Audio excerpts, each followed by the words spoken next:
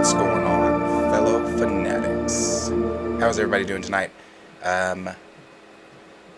It's just me tonight. It's just myself.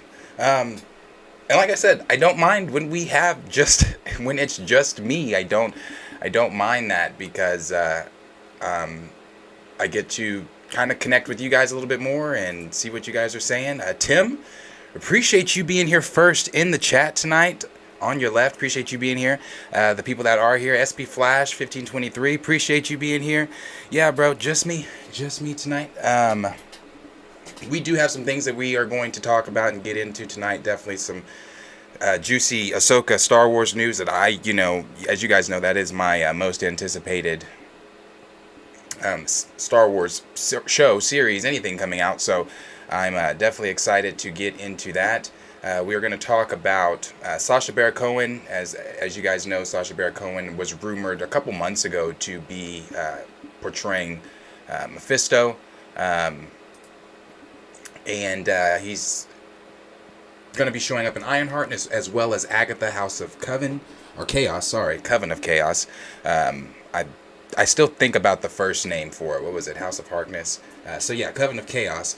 Then we'll talk about some of the Captain America 4 reveals that have to do with Thunderbolt Ross and some of the things going on there and what that is going to mean for Sam Wilson and some things there. We're going to talk about Deadpool 3 plot reveals and some of the things that are going on there as well. So we do have some things to get into today. So let's see. Let me see where I even want to begin. Let's see. Let me check this real quickly. All right, we'll start with the Star Wars news. The things going on with Thrawn. Kenny, I appreciate you being here. I don't know why you guys aren't getting the bell. I don't know why. But like I said, we'll jump into the Star Wars news here first. And the Star Wars news that we've got here first, this again is coming from Making Star Wars. But before I even get into what Making Star Wars was, what they had to say about Thrawn, and just some of the things that are going on with the Ahsoka series, I want to go ahead and read from Galactic Transmissions here quickly.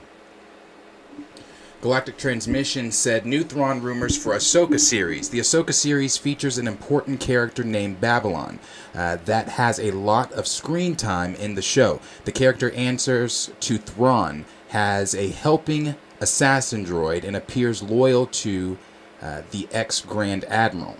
And that would be, obviously, Grand Admiral Thrawn. Then it says, reports suspect he's tied to Thrawn, having his army resurrected by dark side shadow magic. Making Star Wars suspect Thrawn has been busy in exile, preparing to challenge the New Republic.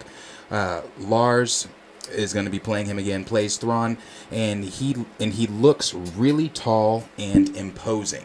So those are some of the things that we've got there, just the basic things that are going on there with the Ahsoka series and what's going on there with Thrawn. But now it goes into who is Babylon in Star Wars Ahsoka. And then it goes on, who is Babylon? Over the past few months, I have heard the name Babylon mentioned. I've heard the name Babylon. I've not mentioned it, but I have heard the name Babylon on other Star Wars type spaces and conversations. I've heard that name being used. And it says, Babylon mentioned in relation to Grand Admiral Thrawn in Star Wars Ahsoka. This character is really important and has an assassin and featured droid under his command. Babylon has come up a lot in conversation with my sources from Manhattan Beach / El Segundo, wherever that is. Then it says, while Babylon is an interesting choice for the new character's name, I don't think it's a code name, but like anything, until it's confirmed, it could be. I would put the chances of Babylon being a code name very low at this point in time. Perhaps the name is representative of the character's place in the story. Babylon was an empire. Ahsoka the Great was an empire and sounds a lot like Ahsoka, for instance, or maybe that's just a reach. Then it says Ray Stevens. I believe this character is played by Ray Stevens. THR, the Hollywood Reporter, reported Stevenson has joined the Ahsoka's cast and was not Thrawn, who is being played by Lars. Is it Mikkelsen? I think it's Meckelson. I think that's how you say it. Maybe I think I'm saying it wrong, but you guys know me in names. In the series, and who looks really tall and imposing in part. Thrawn is sounding pretty neat in the show at the moment. And then it says, I'm not sure if Babylon is in charge of the new forces Thrawn commands of the civilization out in this unexplored territory for the Star Wars universe, but that's very important to the series and has a lot of screen time. By all accounts, this character answers to Thrawn and appears loyal to him, but I can't say if he is in actuality. Then it says there could be a twist to their relationship. Then it says the ties that bind us. In attempting to put the pieces together, it seems as if Babylon and his assassins are tied to Thrawn having his army resurrected by dark side magic. So our Grand Admiral Thrawn has been a busy boy while in exile, making new friends and preparing to challenge the New Republic's dominance over the known regions. In the known regions, it seems Babylon is apparently just the ally he needs for this endeavor. Then it goes on, the last paragraph here, it says Ezra and the cyborgs. So we're talking about Ezra now. I speculate this means that Ezra and Thrawn have long parted ways. Once we get into the thick of the series, my impressions of those who might not have seen one another for some time. I wonder what Ezra has been doing all this time. Thrawn has been on the move. Is he seeking to counter Thrawn or just surviving in the wilderness? Also related to Thrawn and Babylon is a cyborg/droid named Karnast. However, it sounds like this character might be a dark trooper type and not a droid in totality. Point being, Karnast serves Thrawn and Babylon, but is different from Babylon's assassin. So different from the assassin droid that Babylon has next to him. Then it says, I like Ray Stevens. I cannot wait to learn more about this Babylon character. What does he want? Why serve Thrawn? Does he have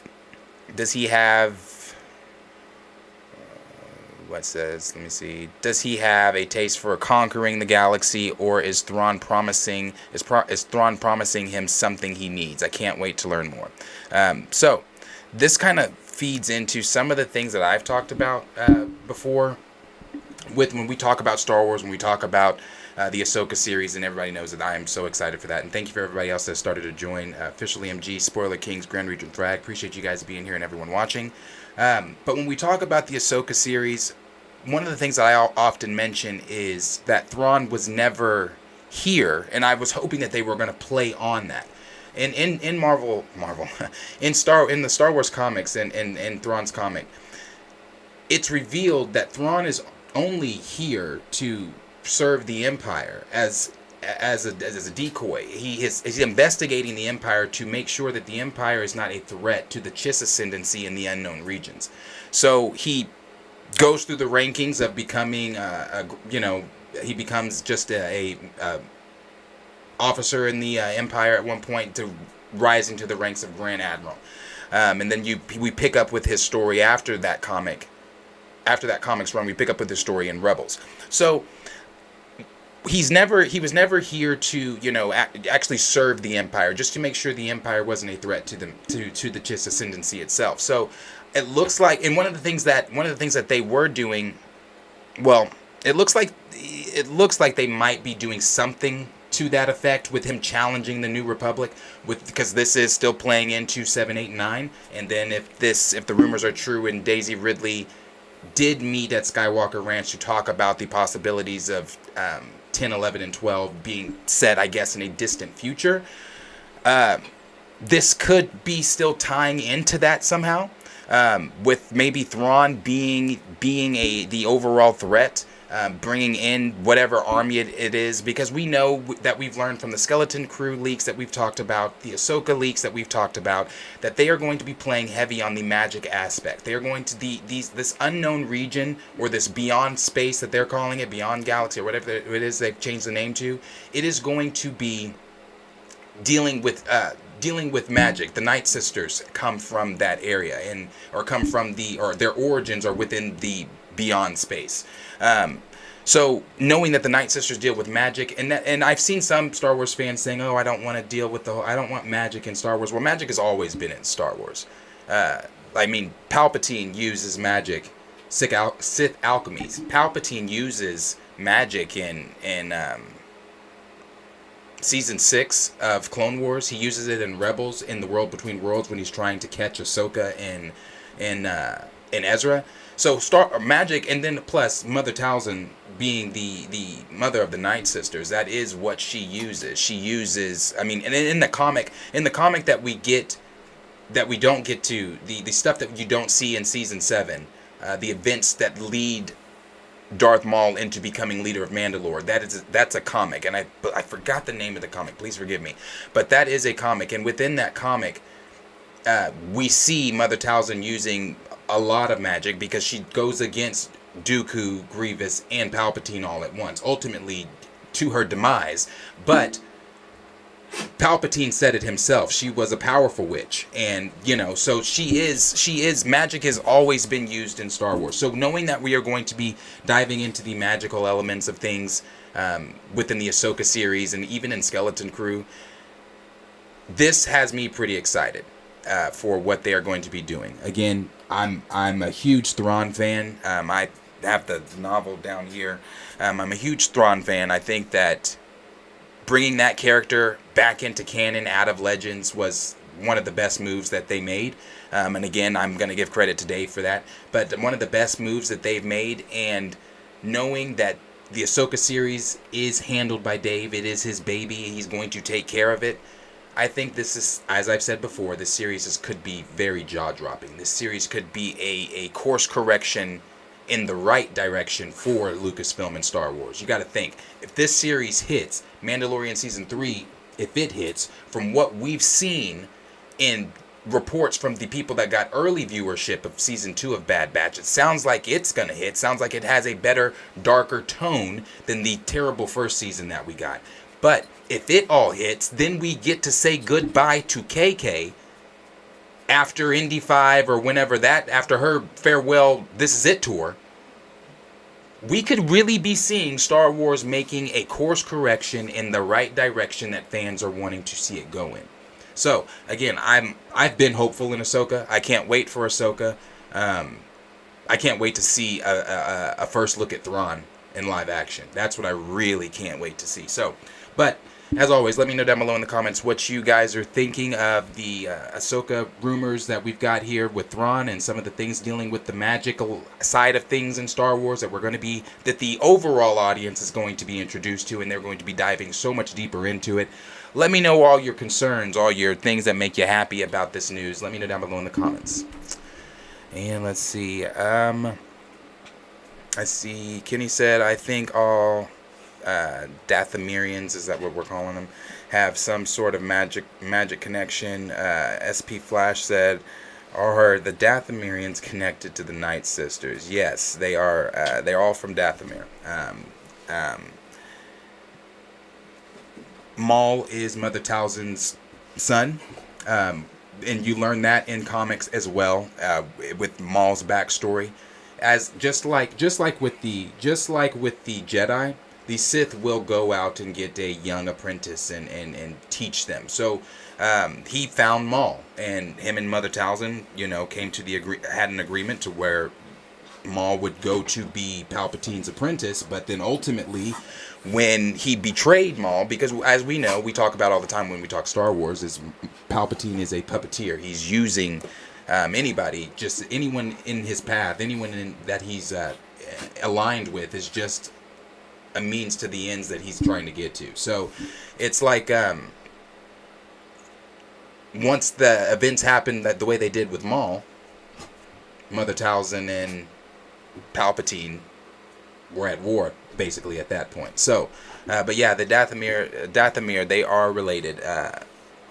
The men of Dathomir and the Night Sisters are all related there. So, but yeah, if that's it on the Star Wars stuff, we will move here to the next topic. And the next topic that we're going to move into is going to be the Sacha Baron Cohen rumors here that we've got. So we do know that. Actually, let me show this here.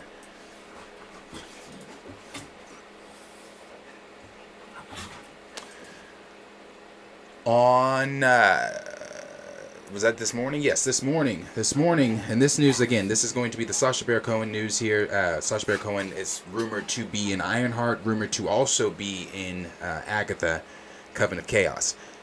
Tweeted this morning out by very credible insider, My Time to Shine Hello, who I, again, fully support and stand behind because I've not seen her be wrong on too much of anything. But she tweeted out this morning that Sacha Baron Cohen secretly filmed some scenes for Agatha and or in LA, and we've also heard that, you know, he's already been filming scenes for Ironheart. But I'm more interested. I don't know why he's in Ironheart. I mean, what we've got here from the plot leaks, from the rumors, things at least that we've heard about Ironheart, is that he is going to be the Hood is going to be. I'm sorry. Agatha is going to be a mentor to the Hood, therefore linking him through her to Mephisto. So that is why I guess we could be seeing Mephisto in Ironheart. But I'm more interested in him being in Agatha, Coven of Chaos, because as some of you guys know that have been here, it is one of my most anticipated Disney Plus Marvel series. I'm actually really ready for this, and just because I really love the magical side of things when it comes to Marvel and the MCU. And not only that, I think Catherine Hahn is amazing as Agatha. I loved WandaVision. It still is top tier, best Disney Plus anything that Marvel has put out, so in my opinion. But I think with him showing up in Coven of Chaos, we finally get to see Mephisto. But I've seen the worries. I've seen people out there saying, because this was a tweet that I did retweet today, and I've seen people out there saying. So I'll read this. Read this here. People being concerned with Sacha Baron Cohen portraying Mephisto. When I saw the news originally, I felt the same way, and I still feel the same way. I'm happy that we're getting Mephisto. And I don't want to, say Sacha Baron Cohen can't play on that, the same, that can't give us that Mephisto energy, but I don't want it to be comical. I don't want it to be what, typical, what the MCU has been. You can look at some of the jokes and things that are made in some, like I'm talking phase 1 through 3. It works. The way the timing of things, the way that things are said, the whole, I always use this one when Steve, Natasha, and Scott went out to Tony's house in Endgame, and they're explaining the time heist to him, and Tony says to Scott, "So you're planning your whole time heist based off Back to the Future?"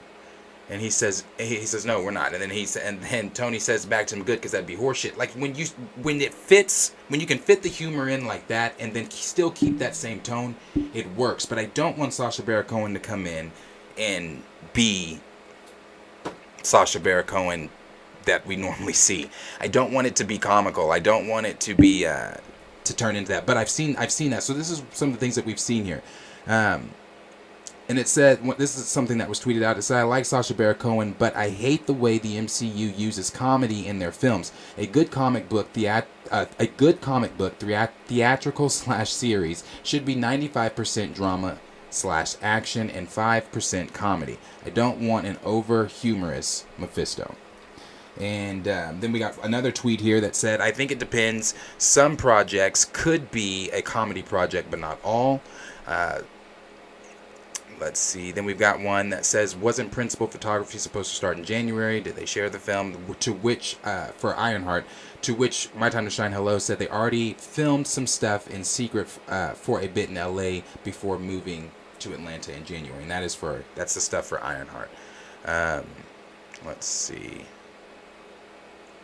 Because there were some others there that were saying some things about being concerned. Okay, here it is. Then it says, someone said, "I don't mind humor if it's done well. For example, Peacemaker, the Suicide Squad, but when they go over the top, it's done." And you got one that said,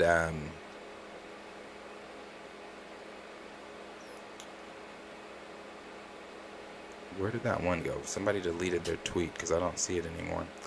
But those are some of the concerns out there. Having Sacha Baron Cohen coming in as Mephisto. But again, I mean,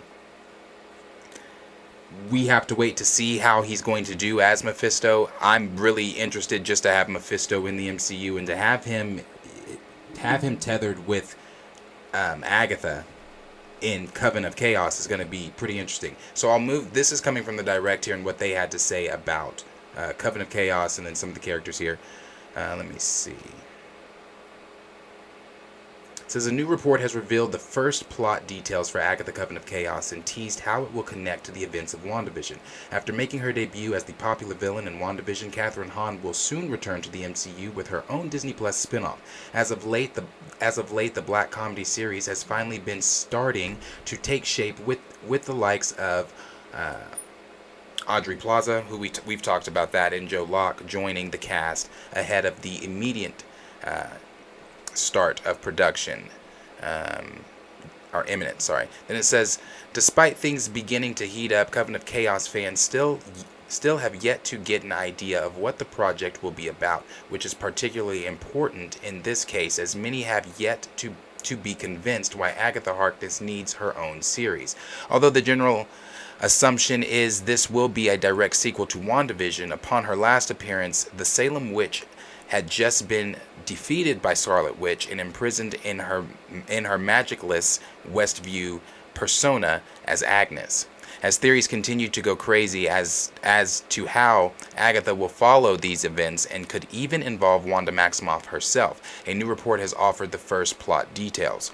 It says, according to the exclusive reports from the Illuminati, Agatha Coven of Chaos will directly follow up with the events of WandaVision as the MCU returns to Westview.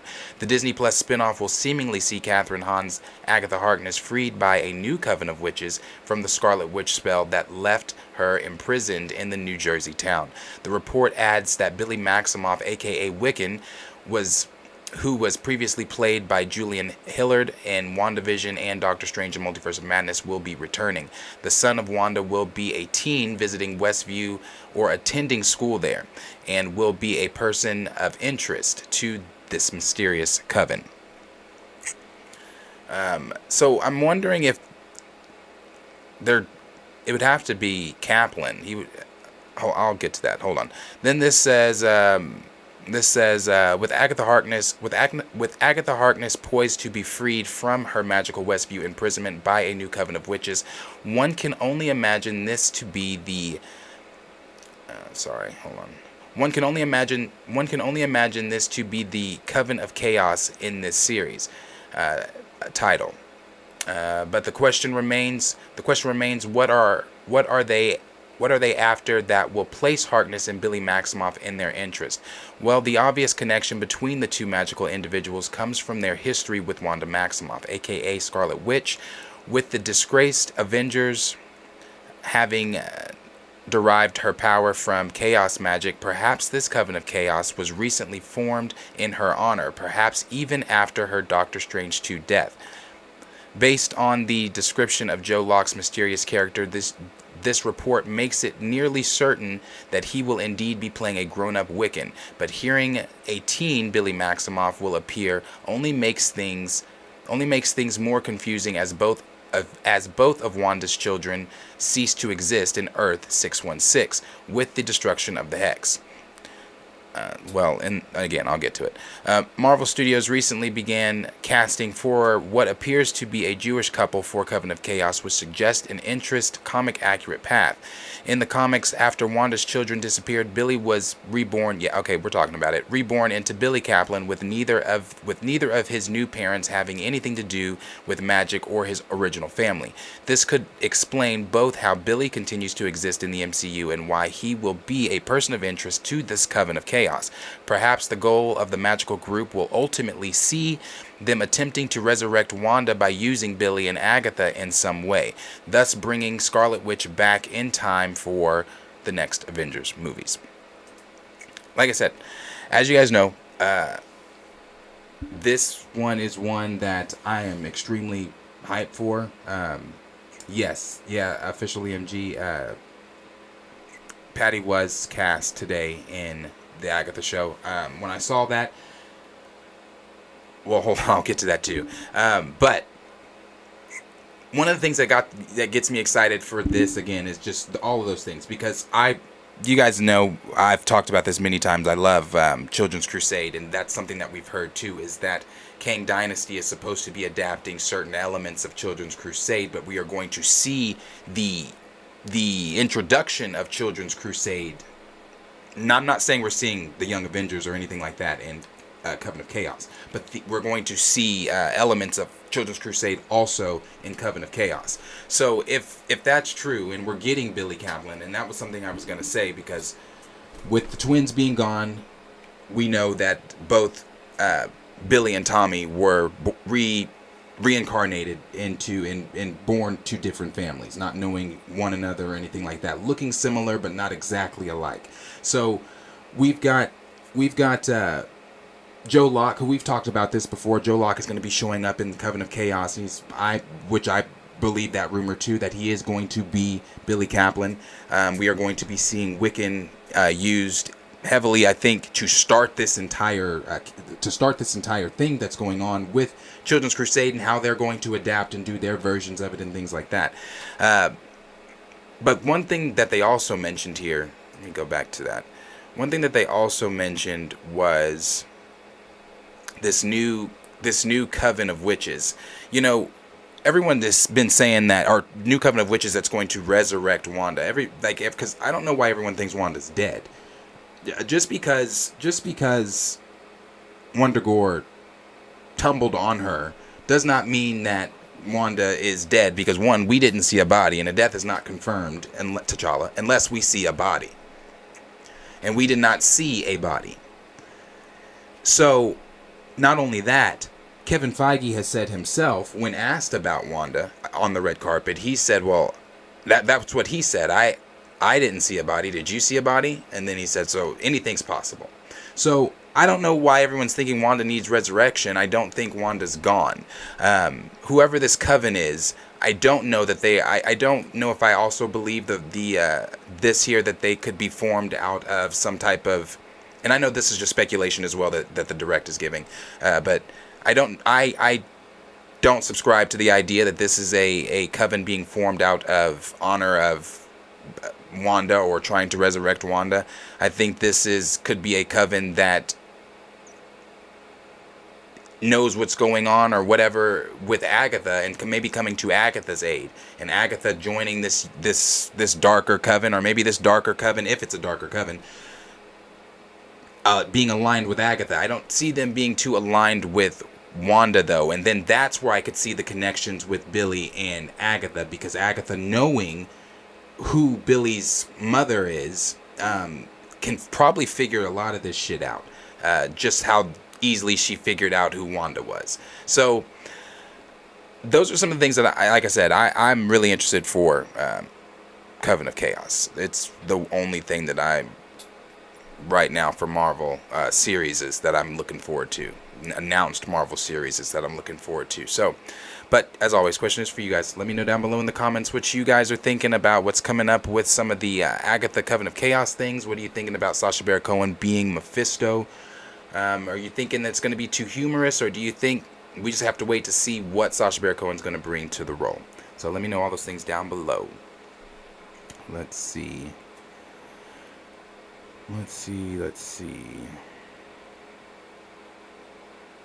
Official EMG said Aubrey Plaza is rumored to be playing Morgan Le Fay. Yeah, I saw when did we talk about that?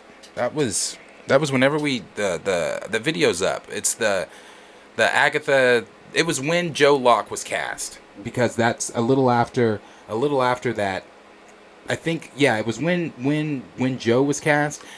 We heard that he was going to be in it. Then we also had heard that Aubrey had also been cast in it as well. So we kind of talked about it. I didn't talk about it much though, because I was more excited about the Billy Kaplan stuff. But yeah, we did talk about that a little bit. Grand Region Thrax said, I want them to go dark. So do I. I'm hoping that they do. I really am hoping that they go dark with this series with Catherine Hahn. And I think that, again, Catherine Hahn has shown us, like, that whole montage of her outside, you know, of when she's got Billy and Tommy, and she's like, you know, I know what you are. You know, you're supposed to be a myth, a being capable of spontaneous creation, and here you are using it to make breakfast for dinner. And she's like, she's got the boys, and she's like, calling. She said it at the end of that episode. You are the Scarlet Witch, and things like that. The thing that Catherine Hahn brought to Agatha, they have to let her shine in this, really, really shine in this series, and let her tackle that darker tone that I really believe that she can, and I believe that she really does have the chops to do it. Not just her, but having Mephisto in there, it needs to be dark, and I'm hoping that this new coven is a dark coven that, again, playing on those darker elements that you could use. So I agree. I want them to go dark. Kenny said he'll probably feel a lot like Lucifer, and that's okay. I'd be alright with it. If we're talking about, are you talking about the Lucifer series on Netflix? Grand Regent Thrag said frightening. Yeah. Cornelia said judging the MCU since Endgame, Mephisto will probably look sinister but be goofy. Yeah, but not. That's my worry. That is my worry. I also said I wonder if Mr. Sinister will actually be more intimidating than Mephisto. Maybe. SP Flash said Mephisto needs to feel like Maul in a way. I could see that too. Yeah. Cornelia said should be zero humor, make him legit creepy. That's what I think too. That's what I think. It should be zero humor, make him just legit creepy, and not just that, like also like Grand Regent Thrax said, it needs to be frightening, bro. Like yeah, bro. Like play on the source material. That's the Mephisto that we want. Then Cornelia said that's why I threw tomatoes. Grand Regent Thrag said Peacemaker, Suicide Squad, that kind of comedic energy. Mephisto should be scary as hell. Yeah. D-Stizzle, appreciate you being here. Officially MG. Well, we talked about that one. D-Stizzle said, didn't get a notification. I guess I missed the Star Wars topic. You did. That was the first one we talked about. It's about the Thrawn coming into, it's Thrawn rumors. And that he's been raising an army out in the unknown regions, and it's an army that he has resurrected from the dead with dark magic. Not him. I don't think he did the dark magic himself, but I think it ties in something with the Night Sisters. I'm not really sure with the Night Sisters, but I think with them being in the unknown regions and things that we talked about with the Skeleton Crew rumors and the Ashoka series stuff. Yeah. So it looks like it looks like that Ahsoka series, as I've been saying, is going to be the thing that turns Star Wars around.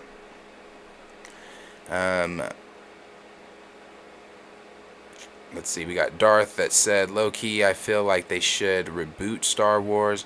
I don't think they should reboot Star Wars. I think they need to retcon some shit. I don't think they need to reboot, though. But you get rid of some things that are just completely unnecessary, and I'm sorry. I'm sorry to any of my sequel fans out there. You like what you like, and I'm so happy for you. I like what I like, and I don't what I don't, and I hate 7, 8, and 9. Hate them.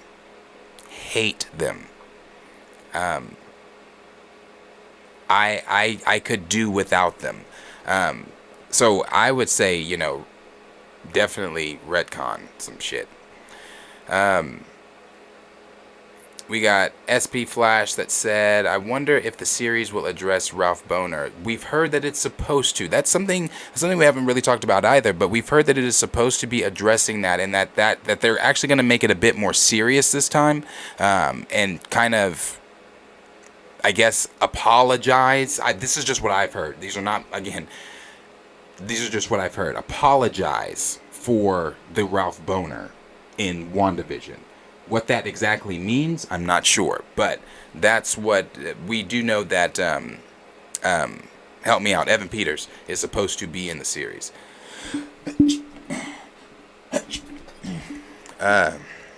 Excuse me. Then we've got, he said, because some people have theories that he is indeed Fox X-Men Quicksilver, since we didn't see him after the Hex lifted. And that, yeah, I think that's what they're. I don't know. Don't get me lying on that. We got our motherfucking asses kicked tonight. I'm sorry. The Warriors just lost to Brooklyn 143 to 113. I know Steph is hurt. But man. Okay. All right. Official EMG said, heard it's supposed to give AHS Coven vibes. Now that's dope.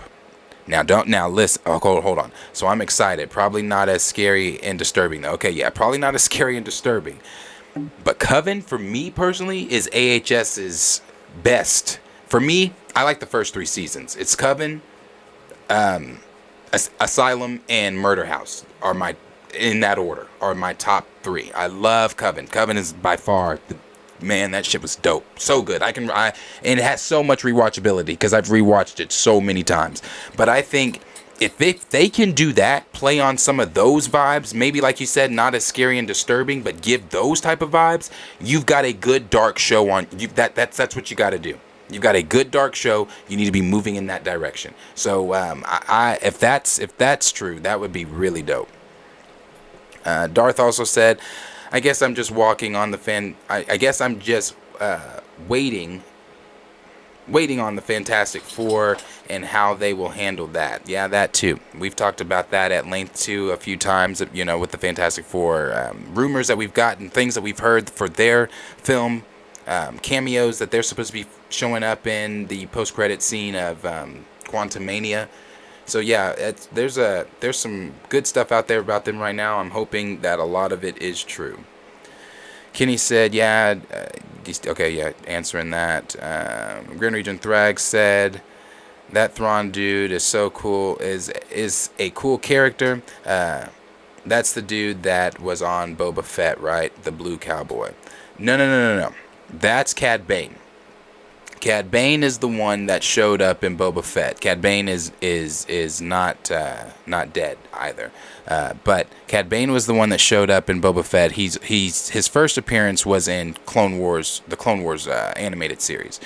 He was the bounty hunter throughout the series, but we hadn't seen him in so long. He showed up again in Bad Batch Season 1. I did watch those episodes. I mean, I watched all of Bad Batch, but it got really good when Cad Bane and Fennec showed up, and then then he showed up again in Book of Boba Fett.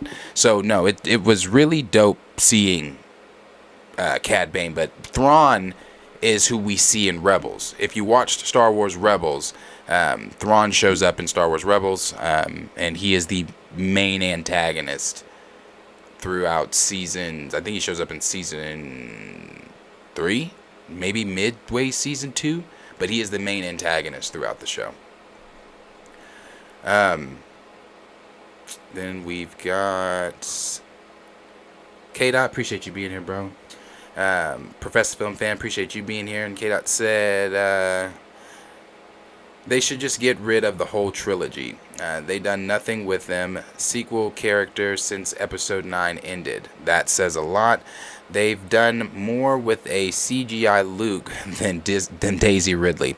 And I agree. You know, again, if you are a fan of the sequels, that's great. I'm not trying to make you feel any type of way because you like what you like. I personally hate those films. As a Star Wars fan, I cannot get by. I don't. No.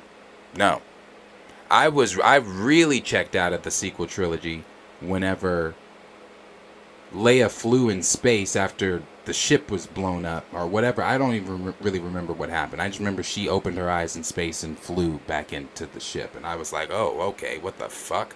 I wasn't here for any of that. You know what? I give them episode 7. Because it was, I felt like, okay, you know what? They're trying to figure it out. It's not bad. It doesn't suck. It's not, it doesn't suck. It's not that bad. It is literally episode 4, but that's okay. Let them get their footing. Let them figure this whole thing out. But no, I wasn't here for really episodes, definitely not episode 8 and definitely not episode 9 either. But episode 7, I was trying to give them, I had hope for what they were trying to do. And I was really interested in Thrawn. I really loved Kylo Ren too. I thought Kylo Ren was probably the only takeaway from that damn trilogy. But I was interested in what they were trying to do with Snoke. But then they ran out of ideas. Well, I'm not sorry. I'm sorry. They didn't run out of ideas. J.J. Abrams was supposed to also direct episode 8, but then you had the issues that they had with J.J. Abrams to where they pulled in Rian Johnson.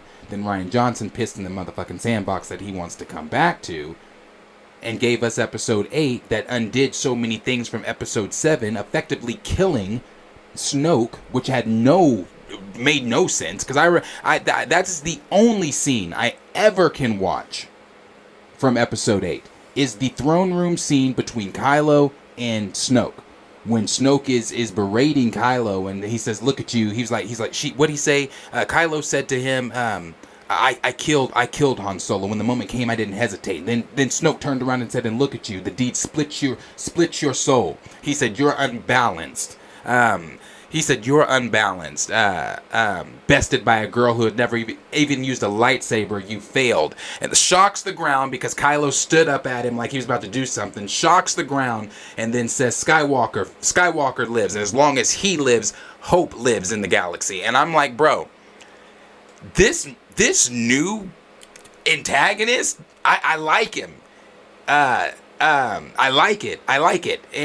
But they then seconds later, he got cut in half. And I'm like, okay, what the fuck? So I had several what the fuck moments in episode 8 that led to bigger what the fuck moments in episode 9 when somehow Palpatine returned. And I'm not mad about that because I'm a huge Palpatine fan. As you guys have heard me say, that is my favorite overall. He's my favorite Sith. He's not my favorite Star. My favorite Star Wars character is Darth Vader, but he is my favorite all-time Sith. So, yeah, bro. The sequels got yeah. If I could have one wish, it'd be for Star Wars. It'd be just get rid of those, so that everything that we're doing outside of those doesn't ultimately have to come back and connect to those. Because yes, Mando's great. I love Mando, but we know where it's got to go back to. This has all got everything from Ahsoka to Mando, everything that they're doing right now, it's all going to come back into the sequel trilogy. Especially if the reports are true that they are going to be doing 10, 11, and 12.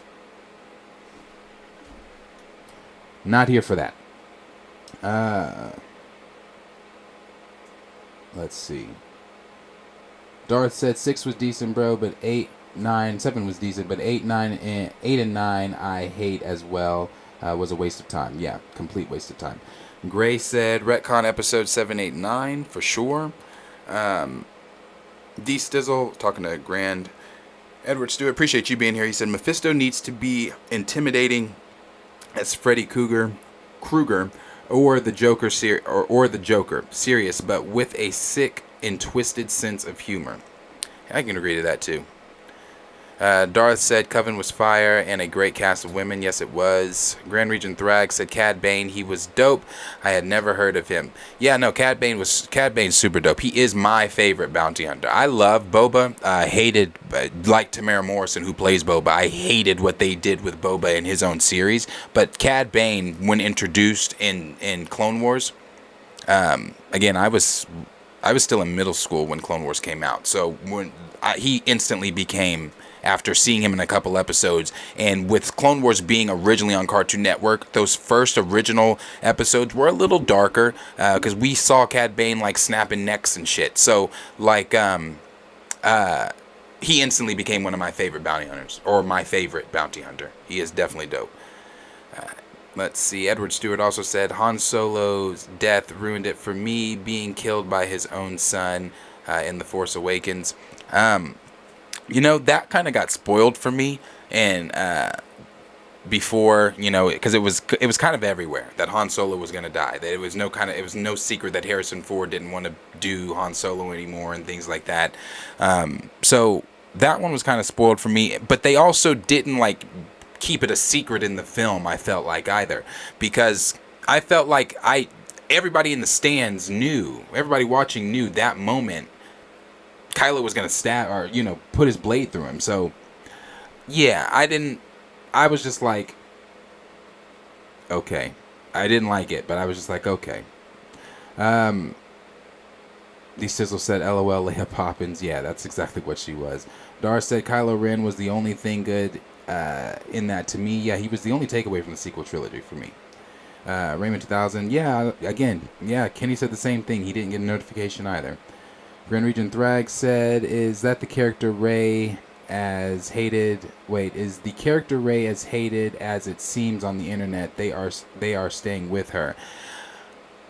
I think the Star Wars community, again, this is no secret. The Star Wars community, certain pockets of the I don't even want to say certain. I'm not going to put it on all Star Wars because it's not all Star Wars fans. There are certain pockets of the Star Wars community that are extremely toxic, and this is, again, no secret. From things that they've done to Ahmed Best, things that they've done to Kelly Marie Tran, things that they've done to Moses Ingram here recently. Bullying is a huge tactic for that toxic group of Star Wars fans. And I think Daisy Ridley was unfairly put in that group. And the reason I say unfairly is because the same reasons I said unfairly with Moses Ingram. You're attacking these actors and actresses for coming on and doing their jobs. You're attacking these actors and actresses. It baffles me. It always baffles me with this conversation. Take your frustrations out with the people, because when it was said with Moses Ingram, I said take your frustrations out with Deborah Chow. Take your frustrations out with the ones that wrote it. The people that directed her to play the character this way. You can't get mad at these actors and actresses for coming in and playing the character the way the director wants them to do it. It's a weird conversation, and the reason it's a weird conversation to me is because I feel like that's just common fucking sense. That you cannot damn these actors like calling Moses Ingram you're a terrible actor, and then a plethora of the racial slurs that she was being called at the time. For doing her fucking job? For coming in and portraying a character the way that she was told to portray the character? So yeah, I think that the Star Wars community is extremely toxic, and I think that shit with Daisy Ridley, for her coming in doing the way that J.J. Abrams wanted the character played, the way that Rian Johnson wanted the character played in his film, the way that when they brought J.J. Abrams back to finish this muddy trilogy, the way that he wanted her to be portrayed in Episode 9. Daisy Ridley's just doing her job as an actress. I'm not about to sit here and say, Daisy Ridley's popping, she's just in shit. I don't think what else, outside of Star Wars, the only other thing that I know or remember her being in was the movie with Tom Holland, where they had to use, their energy or whatever to speak. I turned that off. That's not a good movie. But that's the last thing I remember her being in. So, I mean, like I said, I'm not going to sit here and say she's popping or anything like that, but I say it's redeemable. Give her, if Star Wars, if Lucasfilm still sees something in Daisy Ridley as an actress, and with the new direction, because we know that Sean Levy, Stranger Things director and Deadpool director, is supposed to be directing the next Star Wars film, and I forget who the other director was that they said was going to be directing the other Star Wars stuff too. I forgot who it was, but with the new direction of getting a new president in, with KK being out after her farewell tour, bringing in new directors and actually teaming up with directors and taking a chance on directors, because that was something that Lucasfilm had an issue with. Every single time, we had the Game of Thrones directors that were supposed to come over and direct. Creative differences. Every time we've had some type of credible names come in that we really enjoy, there's creative differences with the higher ups. But you get a film like Episode 8 in The Last Jedi, and KK and Rian Johnson couldn't be closer. I mean, we've even heard Rian Johnson within the past few months saying that he's still in contact, or was still in contact, or is, well, I say was because she's on her way out, still in contact with KK to come in and direct more Star Wars stuff, because he said he felt like he wasn't done in that sandbox. And again, I always say, no, you pissed in the fucking sandbox. You shit all in it, and none of us want to be in the sandbox with you anymore. So it's like, nah, I'm not feeling that either. So when you have a new regime at this point coming in, to deliver Star Wars content that the fans are ultimately wanting to, and having creatives like Dave Filoni sitting next to you who know these things, you can dive deeper into lores and things that fans again are wanting. Be hopeful for what maybe Daisy Ridley could bring if they're still going to continue to bring Rey. Again, I'm not hopeful, and I'm not going to say I'm not hopeful. I'm not really interested, if at all, in a 10, 11, and 12, but I'm interested to see what this new regime for Lucasfilm is going to do and what they're going to look like. We've got D-Stizzle that said, when Finn woke up wandering the halls, leaking water, looking like a buffoon. Yeah, and then that's what I mean when I said you retcon shit from episode 7 that I was actually looking forward to in episode 8. I was looking forward to diving deeper into Finn's Force abilities, and is he a Jedi, or is he, what is Finn? What is his role, and what is he going to be doing within this? Finn was pushed to the side the whole film.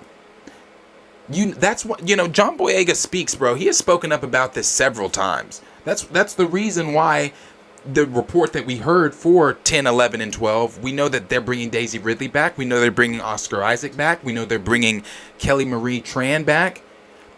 But as of now, Finn is silent. As of now, John Boyega's, and if I'm John Boyega, I'm not only silent. Actually, I wouldn't be. I'm telling you, fuck no, I'm not coming back. And it's not just it's a self-worth thing. I was talking about this the other night. I forget which one, with Ray Fisher. It's a self-worth thing. I know my worth, and I understand that was under a different regime. But I'm not interested in doing shit else under the mouse right now. That would just be me. Because again, they treated Finn like shit. They treated that character, pushed him to the side, treated him like shit. He was asleep the whole first 2 acts of episode 8. And that was a character that a lot of people were really interested in learning about.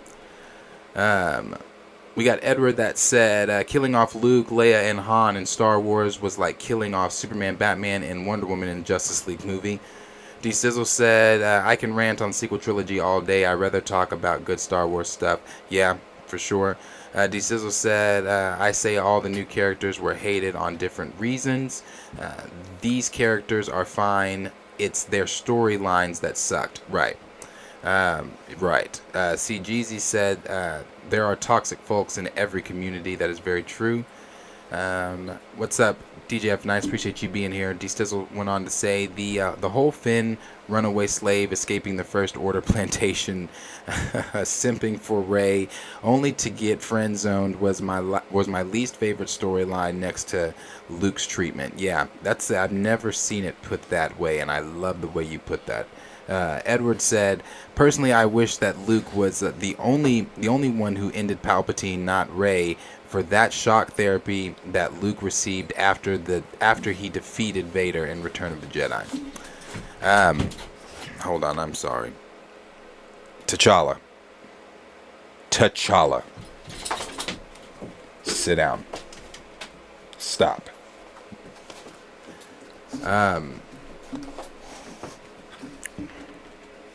Get down. Get all the way down. Get down. Whatever the shit is you got on me. Don't get back up here.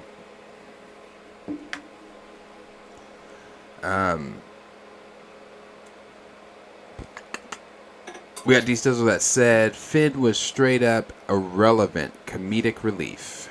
Yeah, irrelevant. Gray said that they sidelined the one character I was most interested in. Yep, that's the same thing I said. The one character that I was really interested in, you pushed him to the side. But like I said, they had my interest with Snoke. They had it, but then they threw that away. But yeah. And then I don't even like the Snoke stuff in the comics.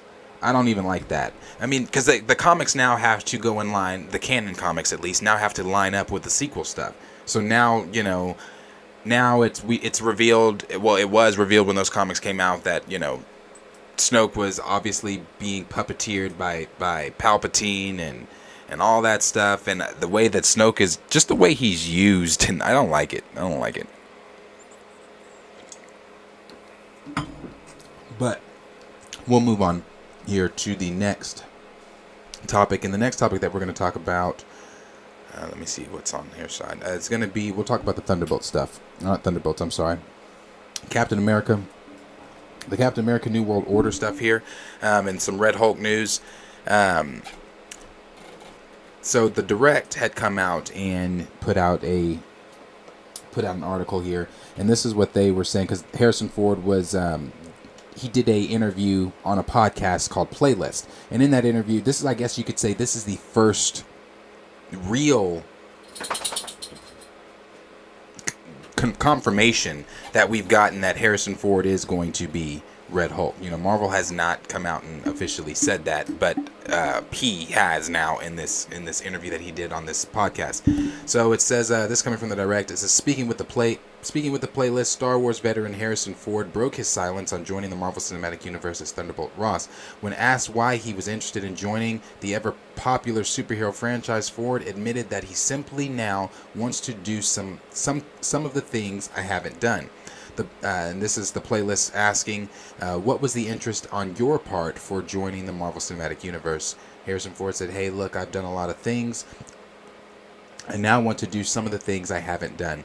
The Playlist then inquired if he will be gearing up in a motion capture suit to film scenes as Red Hulk, which Thunderbolt Ross becomes in the comics, to which Ford shared a non-verbal coy response, zipped-lipped motion.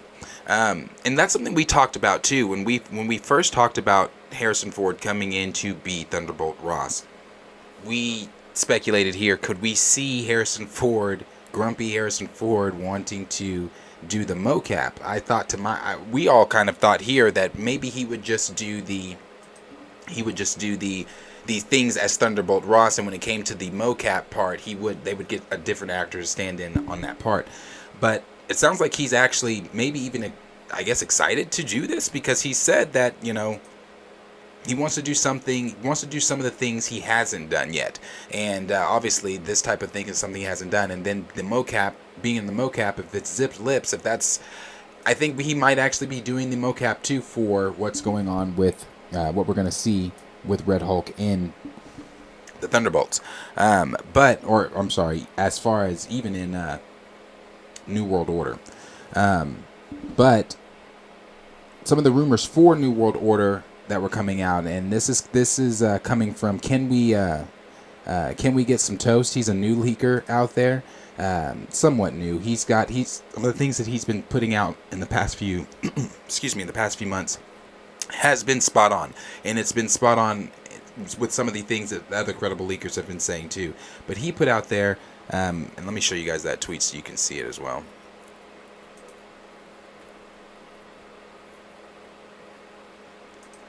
He put out there,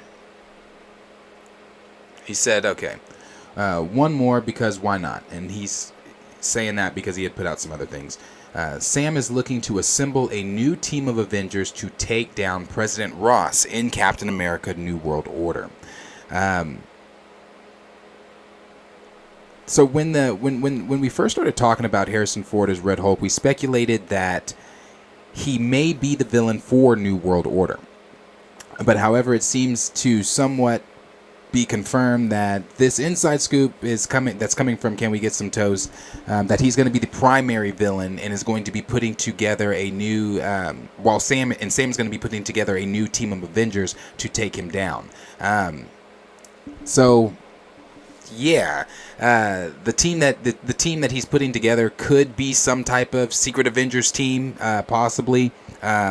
Because we're likely to have the President of the United States and Thunderbolt Ross trying to do away with the Avengers, or even trying to reinstitute the Sokovia Accords, because we learned in She-Hulk from Matt Murdock that the Sokovia Accords have been terminated, or they're no more.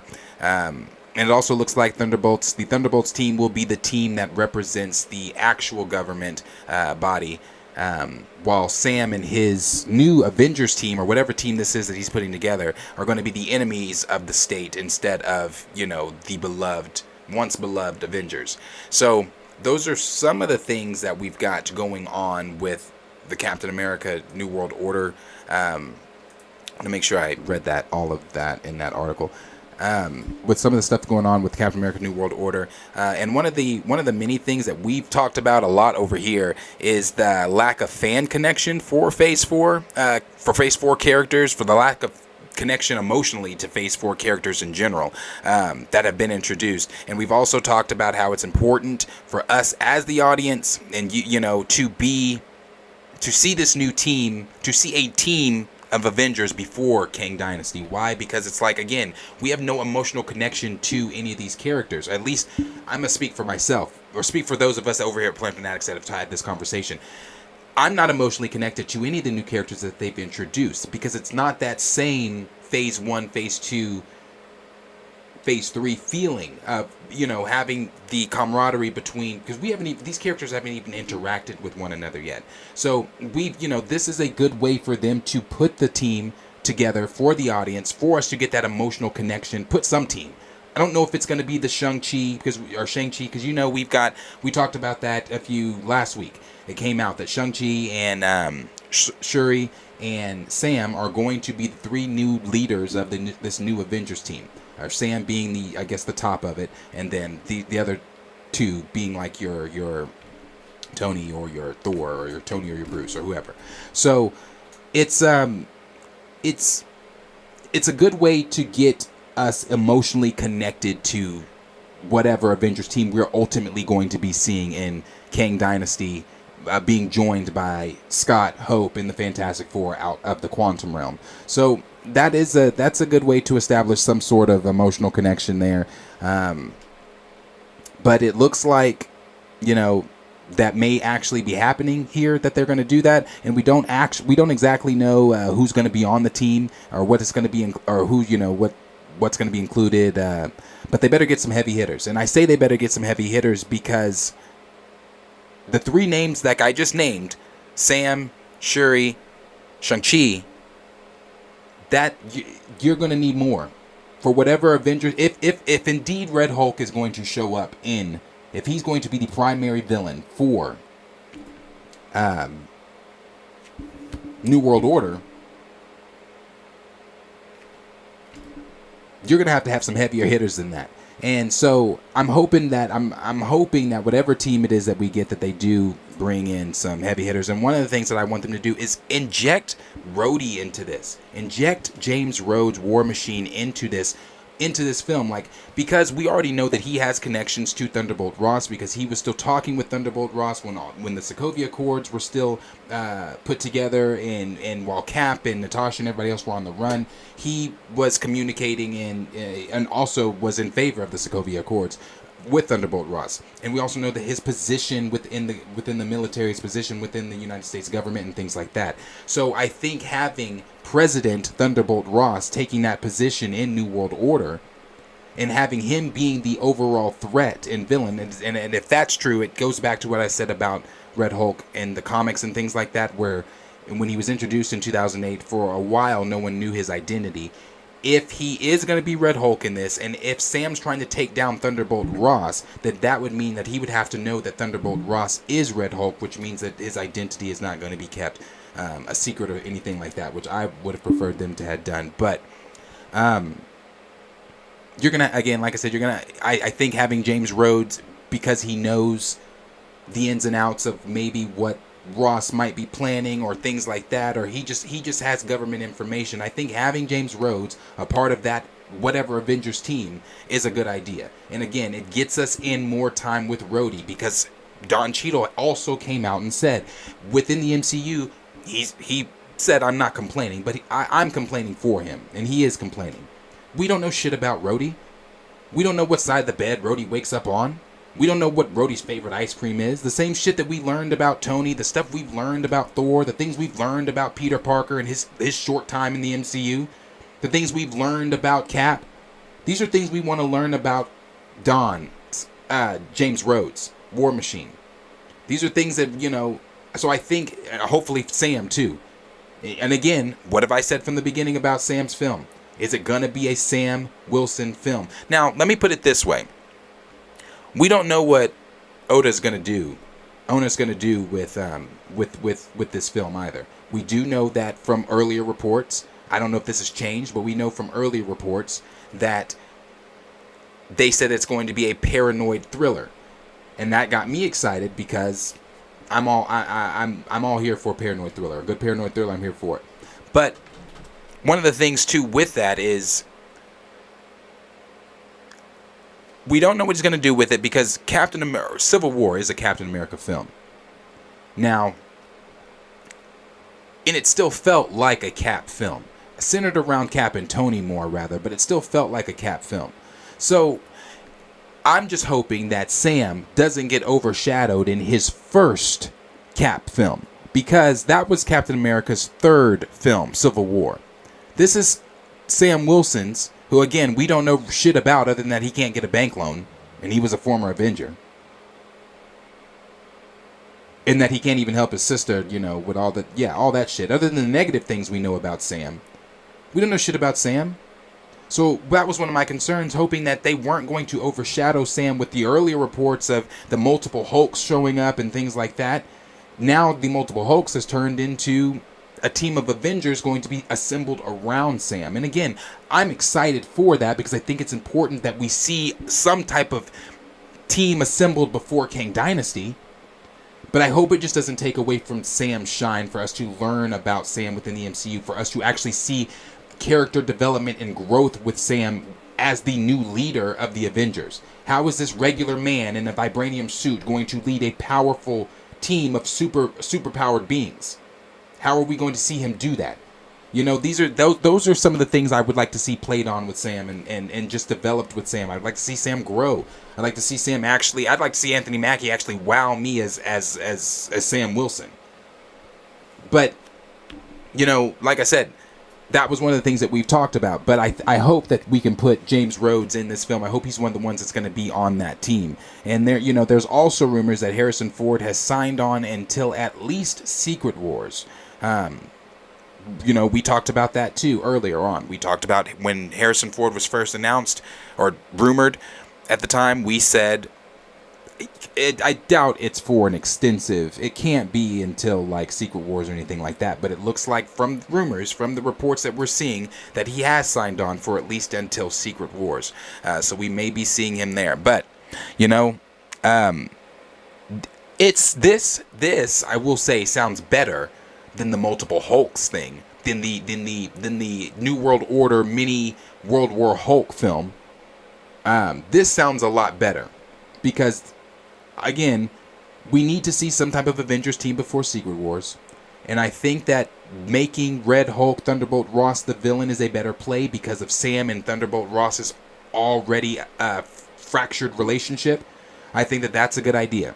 This is a much better road, in my opinion. But again, I hope that it's still a Sam Wilson-centered film. So, but as always, question is for you guys. Let me know down below in the comments what you guys think is going to be going on with the Captain America New World Order film, and then with Thunderbolt Ross going to be the main villain, and that I guess we'd be seeing our first look at Red Hulk and things like that. And are you concerned about Sam in the film, as far as us being able to develop Sam as a character, Sam being the center focus of his first Captain America film, with now the established, or rumored established, new Avengers team being built within the same film around him? So let me know in the comments what you guys are thinking. Let's see here.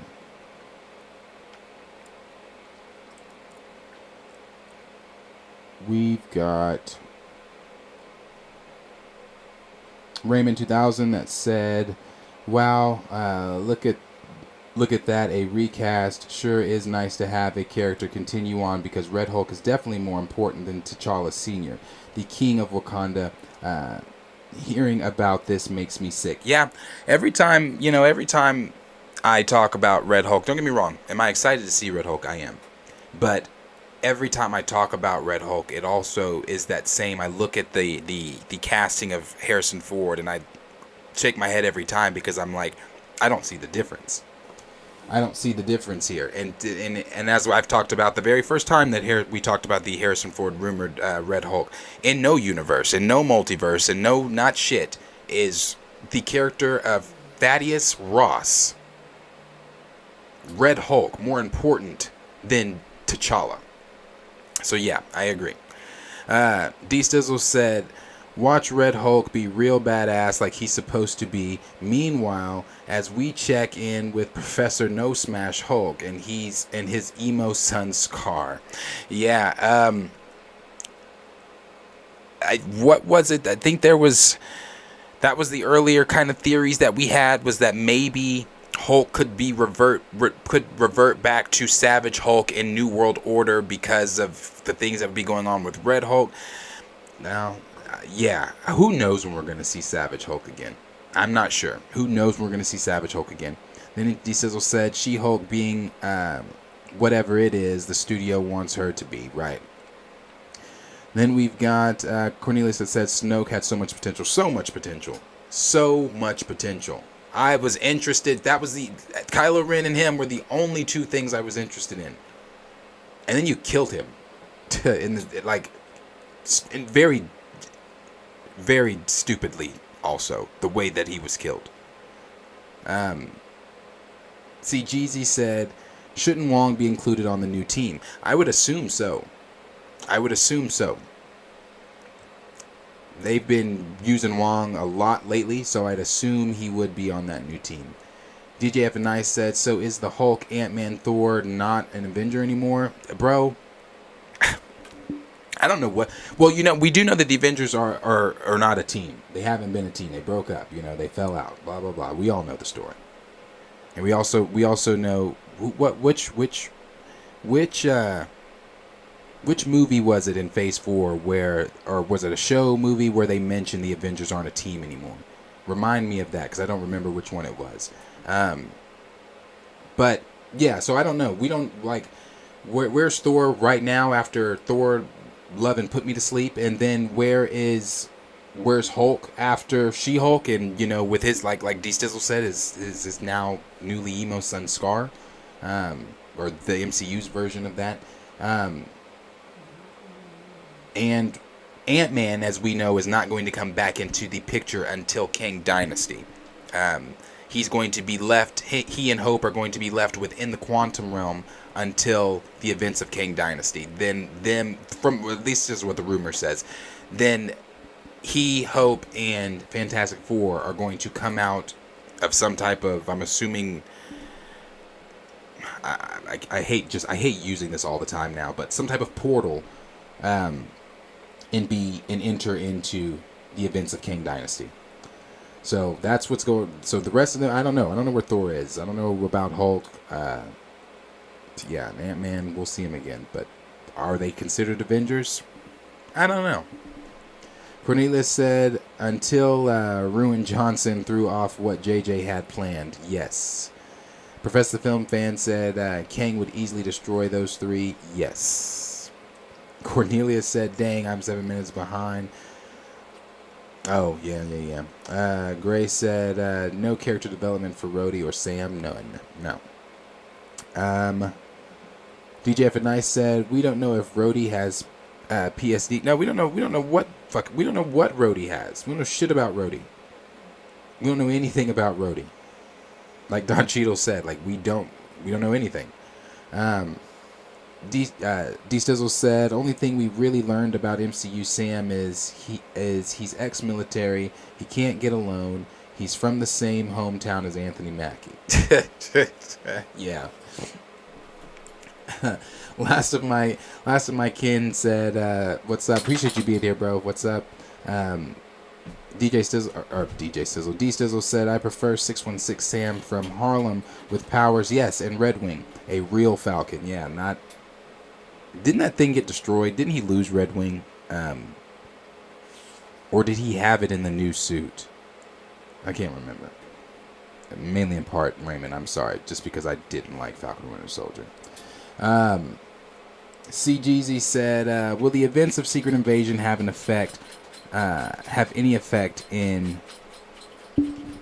Which one is NWO? Oh, New World Order. I'm sorry.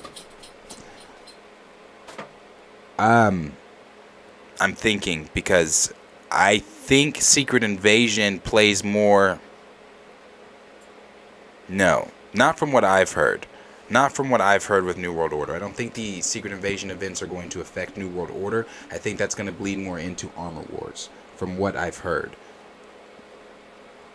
Last of my kin said, I seen your MT video. Yeah, he's definitely saying what he's saying because he's on Eric Voss's platform. Listen, my biggest thing with MT and the things that he has said, because this is not his first time commenting on Recast, and the things that he said about E-Man and blah blah blah blah blah.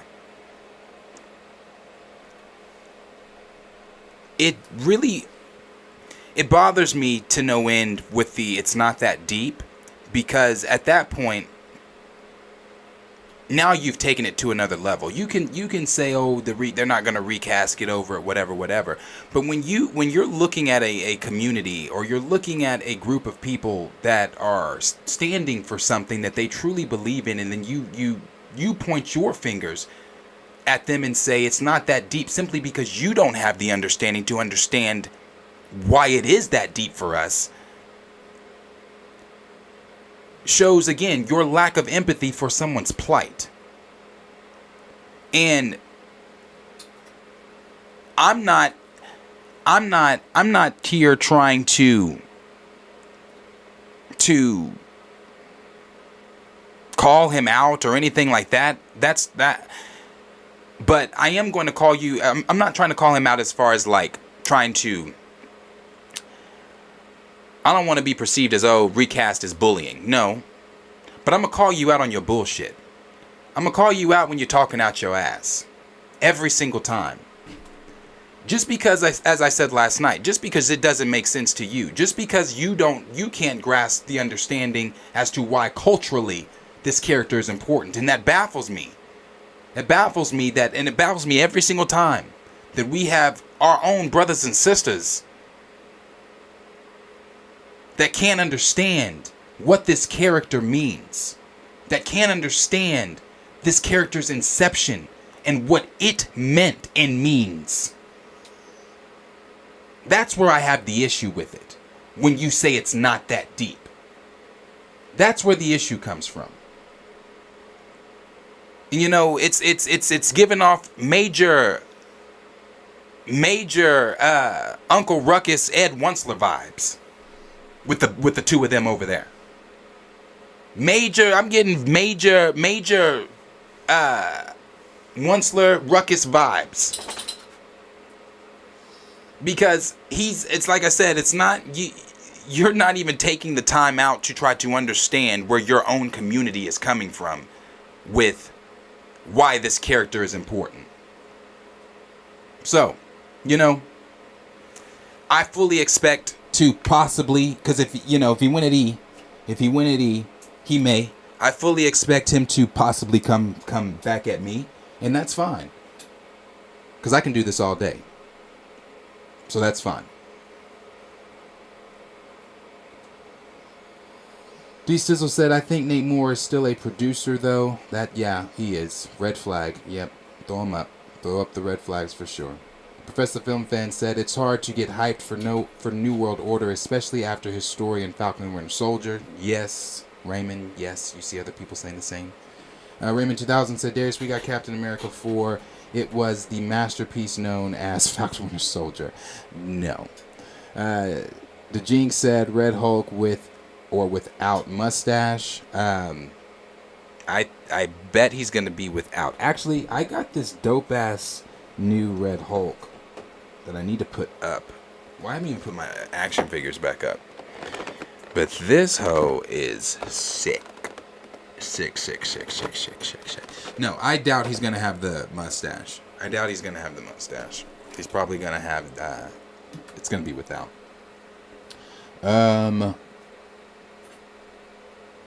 D Sizzle said the leader, President Ross, Gamma villains, and no Bruce Banner in Cap 4 madness. Yes, major. Hungry Almighty said, so let me get this straight. It's a Cap movie, but we have Hulk related characters and gamma radiation along with the leader, a Hulk villain. Yeah. Now, is the leader still in this? Bro, I don't know. I don't even know if they're going that direction anymore. I have not heard shit else about the leader since the earlier rumors for New World Order. I've not heard shit about the leader. Now, it would make sense that the leader's involved in order for Red Hulk to become Red Hulk, being that they got She-Hulk's blood in her show, assuming that that's not been erased with the weird talking to the android Kevin Feige. But if that still is some of the play that they're doing, yeah, the leader is also still going to be in this. So you're adding the leader, you're adding a new Avengers team, you're adding Harrison Ford's Thunderbolt Ross and Sam Wilson in his first Cap film. Yeah. Which, again, it sounds cool. Just don't take the shine away from... For me, it doesn't sound bad. It sounds... Again, this story sounds vastly better than the original story that we were getting. The original rumor that had come out. Just don't take the shine away from Sam. Raymond 2000 said, what did he say about E-Man? Do I need to make a call? I don't remember exactly what he was saying about E-Man. And was it in a video, or was it one of his when he lets his Twitter fingers go? Because he's always it seems like he tweets quite a bit. I want to say that might have been on Twitter. He was basically just saying how the movement is nonsense and this and that, and it doesn't make sense and blah blah blah. The typical anti-recast stance. Let's see. Last of my kin said, yeah, that's understandable. For our point of view, more of sad part, we have reached out to new rock stars to have a sit and chat with E-Man, but of course they won't do that. And Voss said Marvel and Chadwick's family both agreed on not continue. No, okay, then he's full of shit. He's full of shit. If he said that, he's full of shit. Continuing the role of T'Challa. Like where you see his family wouldn't want the role recast. Yeah, he's full of shit. They're not gonna. I'm sure they're not. And it's the reason I think that they're not gonna have that conversation is because they are on the payroll at the Mouse in Marvel. It's kind of like Levon was saying last night in the time when we were having this conversation. They're not going to badmouth Marvel. It's like he said in his tweet, Marvel is constantly putting out bangers. Tell me the last banger Marvel put out. Since Marvel's putting out bangers. Tell me the last banger Marvel put out. And when you say that anyway, that shit's subjective. Then he went on to say Marvel and DC give a shit about these characters. Show me the last time Marvel gave a shit. Because they showed me in Wakanda Forever that they didn't give a shit about the characters. You killed 2 of them off. Damn near killed the main character of your new main character off. Didn't have the Black Panther, the character of the Black Panther, show up until the last 20 minutes of the film. And then on top of that, you executed the franchise's main character because they give so many shits about these characters.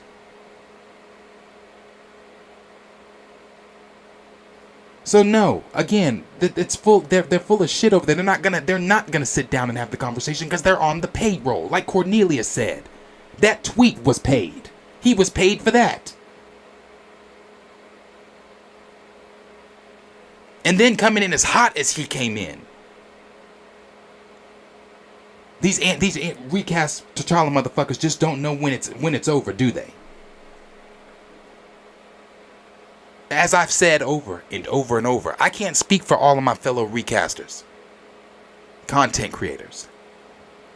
But as for me and Planet Fanatics, as long as T'Challa is off the screen and there is news to be discussed, or you telling the current story that you're trying to tell within the MCU in the absence of T'Challa, in the major role that he plays within those stories.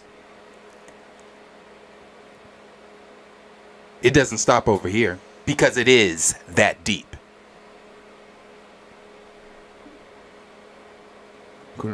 We got Cornelius that said he's one of those, and I went to all white schools and had mostly white friends. Thank God I didn't turn into a C word.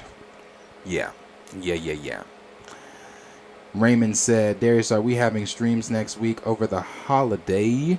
And if so, can we do a tier list for Fox movies or all Marvel movies, including MCU or not? I'd love to tell you all where I rank Logan. Yeah, I'm going to be streaming. It'll probably be just me. But yeah, we're going to be streaming over the holidays. I'll be here, so I'll be chilling with you guys. That'll be fun. Yeah, so I'll be here. So just, I would say next week, look at it to be a normal week. And yeah, we can do some of that fun stuff too.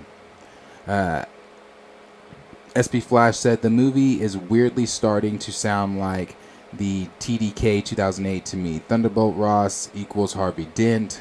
The leader equals the Joker. Joaquin Torres equals Jim Gordon.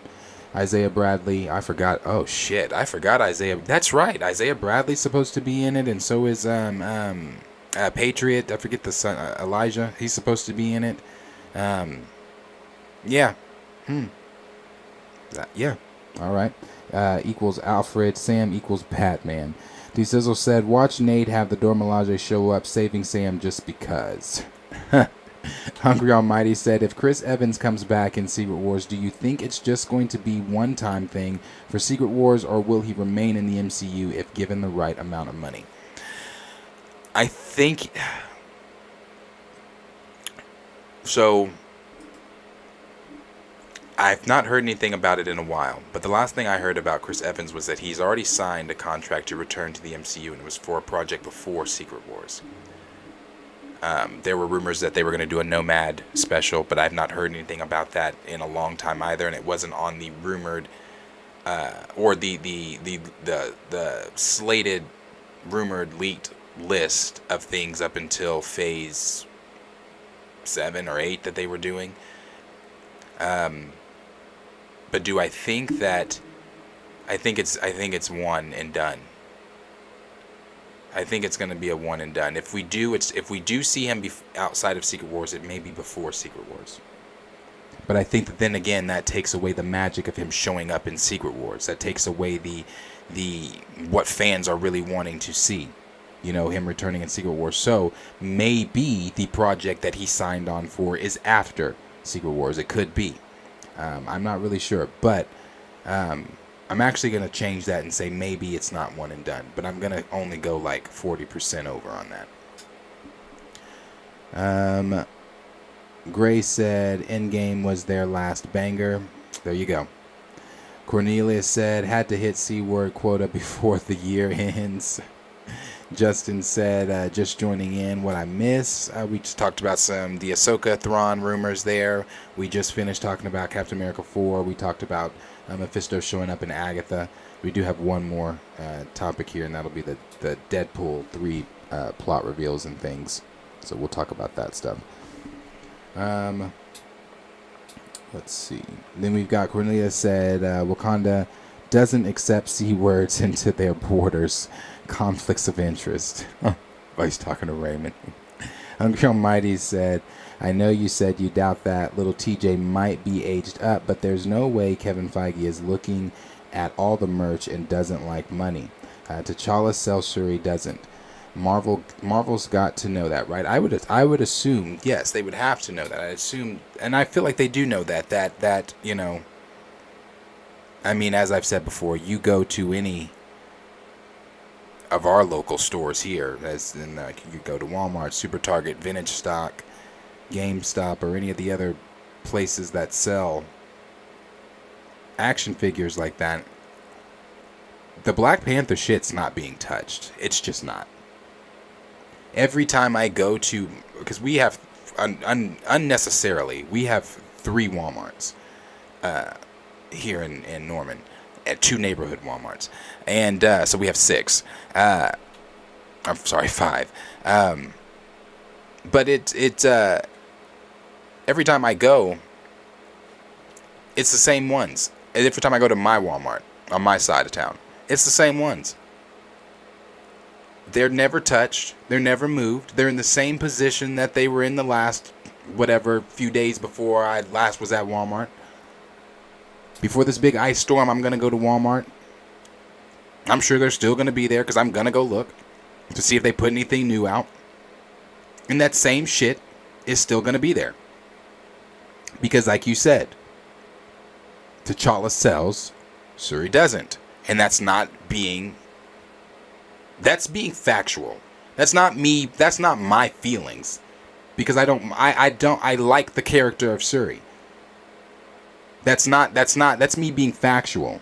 Telling you that, yes, T'Challa sells, she does not. And do I think that they're going to age him up? I still personally just don't think so. And the reason I just don't think so is because just of the comments Coogler's made. Unless it could change. Maybe. I don't see it. I don't see it because they want to tell those stories of T'Challa's comic stories through TJ. That's just what I've got, the vibe I got from Coogler when he was in that interview, and the things that Nate Morris said too. So it's a possibility, and there, like you said, the merch too. I mean, but if Shuri is going to be one of the leaders of the Avengers, the new leaders of the Avengers, and if this new Avengers team that Sam is going to be building in New World Order consists of maybe even her, so to take it back up to, I think it was D Stizzle that said, watch the Doors show up, watch Shuri show up. Because if he's building some new Avengers and we already know that Shang-Chi and her, I don't know. But I know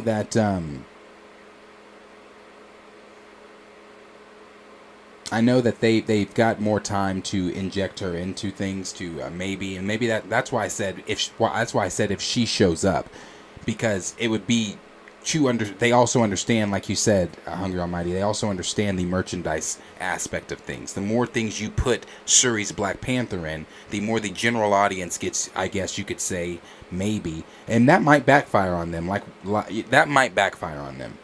They might do that, and it might show that might be the thing they need, though. They might need to see, even though we're injecting Shuri into so much as the Black Panther, fans still aren't eating it up. Merchandise is not flying off the shelves. Maybe that's something they need to see. But I feel like they're going to also put her in a lot of different things leading up till Kang. Well, I don't want to say a lot of different things leading up to Kang Dynasty, but again, if the rumor's true about her and Shang-Chi being being a part of the big three, the new big three, big being used loosely, then if he's forming that new team in his film, then that could be that as well. Raymond 2000 said he just mad E-Man got more swag than him. T Stizzle said there's big YouTubers like Comic Storian, Comic Pop, Tony Baker, Tyrone Magnus, etc. that are pro recast. Yeah, that's true too. They are. See, Jeezy said MT is just mad that some DC fandom is pissed at James Gunn. Yeah, bro. Like, yeah. Cornelius said MT is mad because he gets no. Well, if he's that's tweeted too from him. Kenny said the Cap GIF is so distracting. Oh, you know what? I keep looking at it too. I'm sorry. Let me get him out the way. There we go.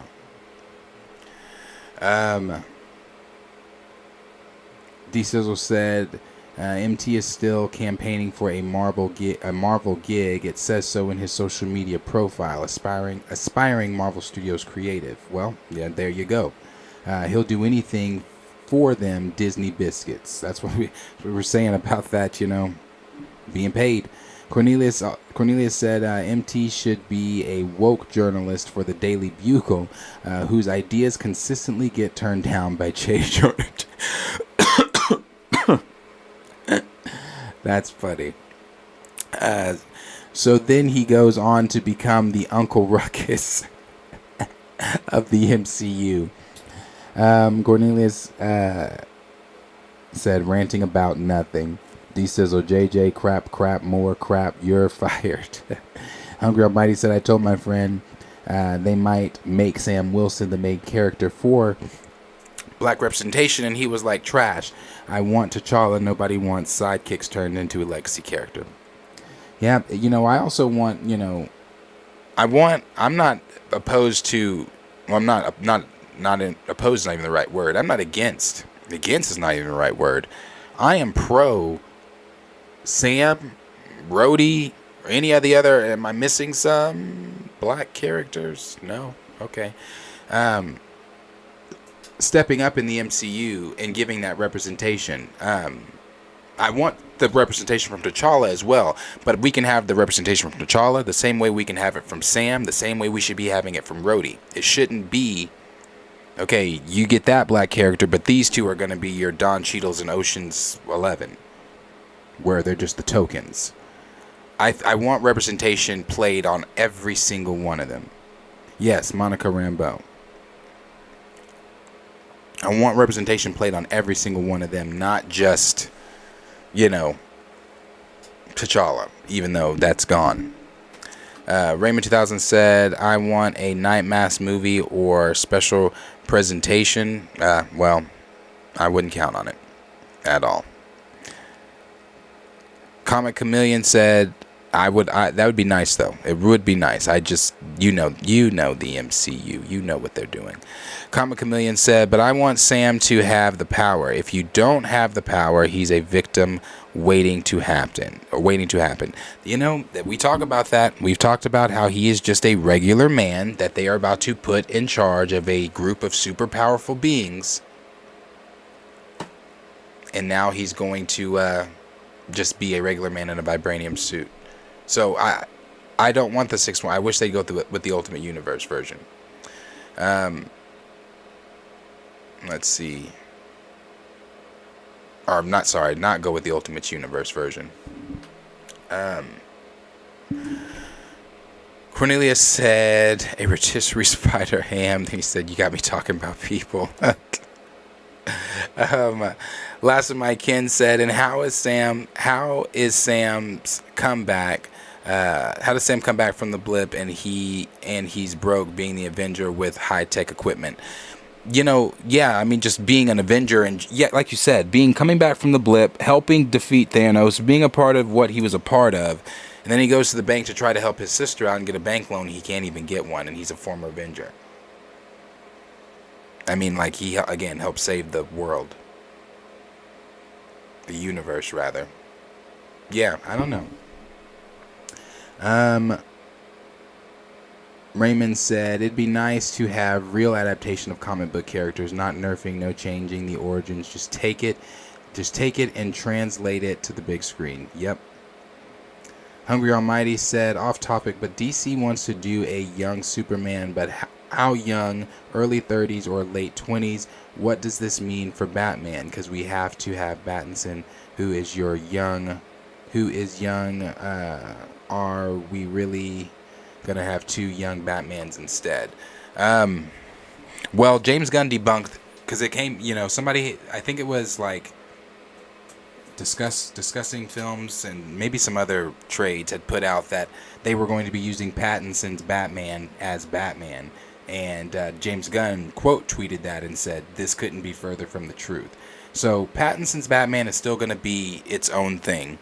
So we are going to, it looks like we still will have two Batmans, because Pattinson's Batman seems like it's still going to be its own thing. So despite David Zaslav saying there's not going to be, well, he says there's going to be four Batmans, but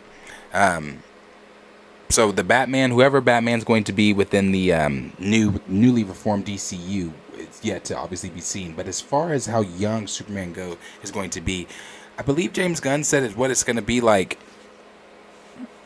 He's still going to be working at the Daily Bugle. He's going to have his powers by this time. Daily Bugle, Daily Planet. He's going to have his powers by this time. But what was the tweet? What did he... I would go try to find that tweet, but here's the thing. Okay, I can try. James Gunn just tweets a lot. Because he did tweet about it.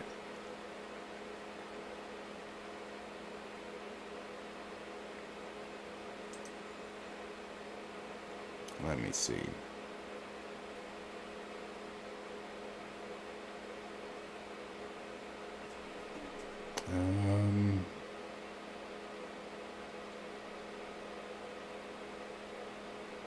Has he deleted stuff?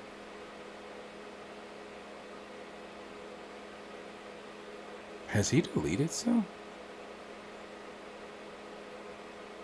He's deleted stuff. What the fuck? Hold on. Is it in my likes? Hold on. Did he...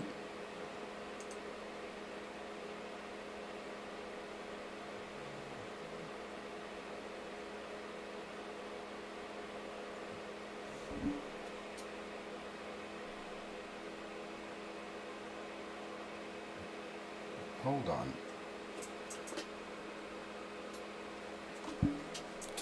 One second. I think he deleted those tweets.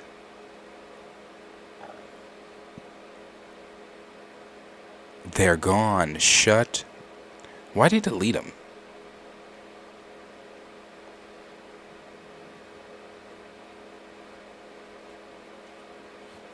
Okay, well, they're gone, so I can't read you what exactly he said, because he deleted what he said. Wait, maybe he didn't. Hold on.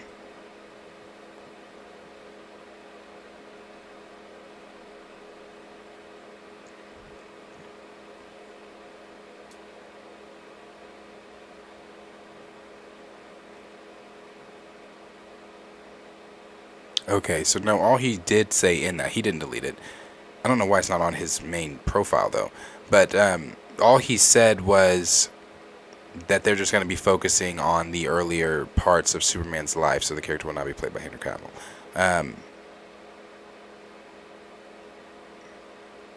I don't know what he means by early parts, honestly.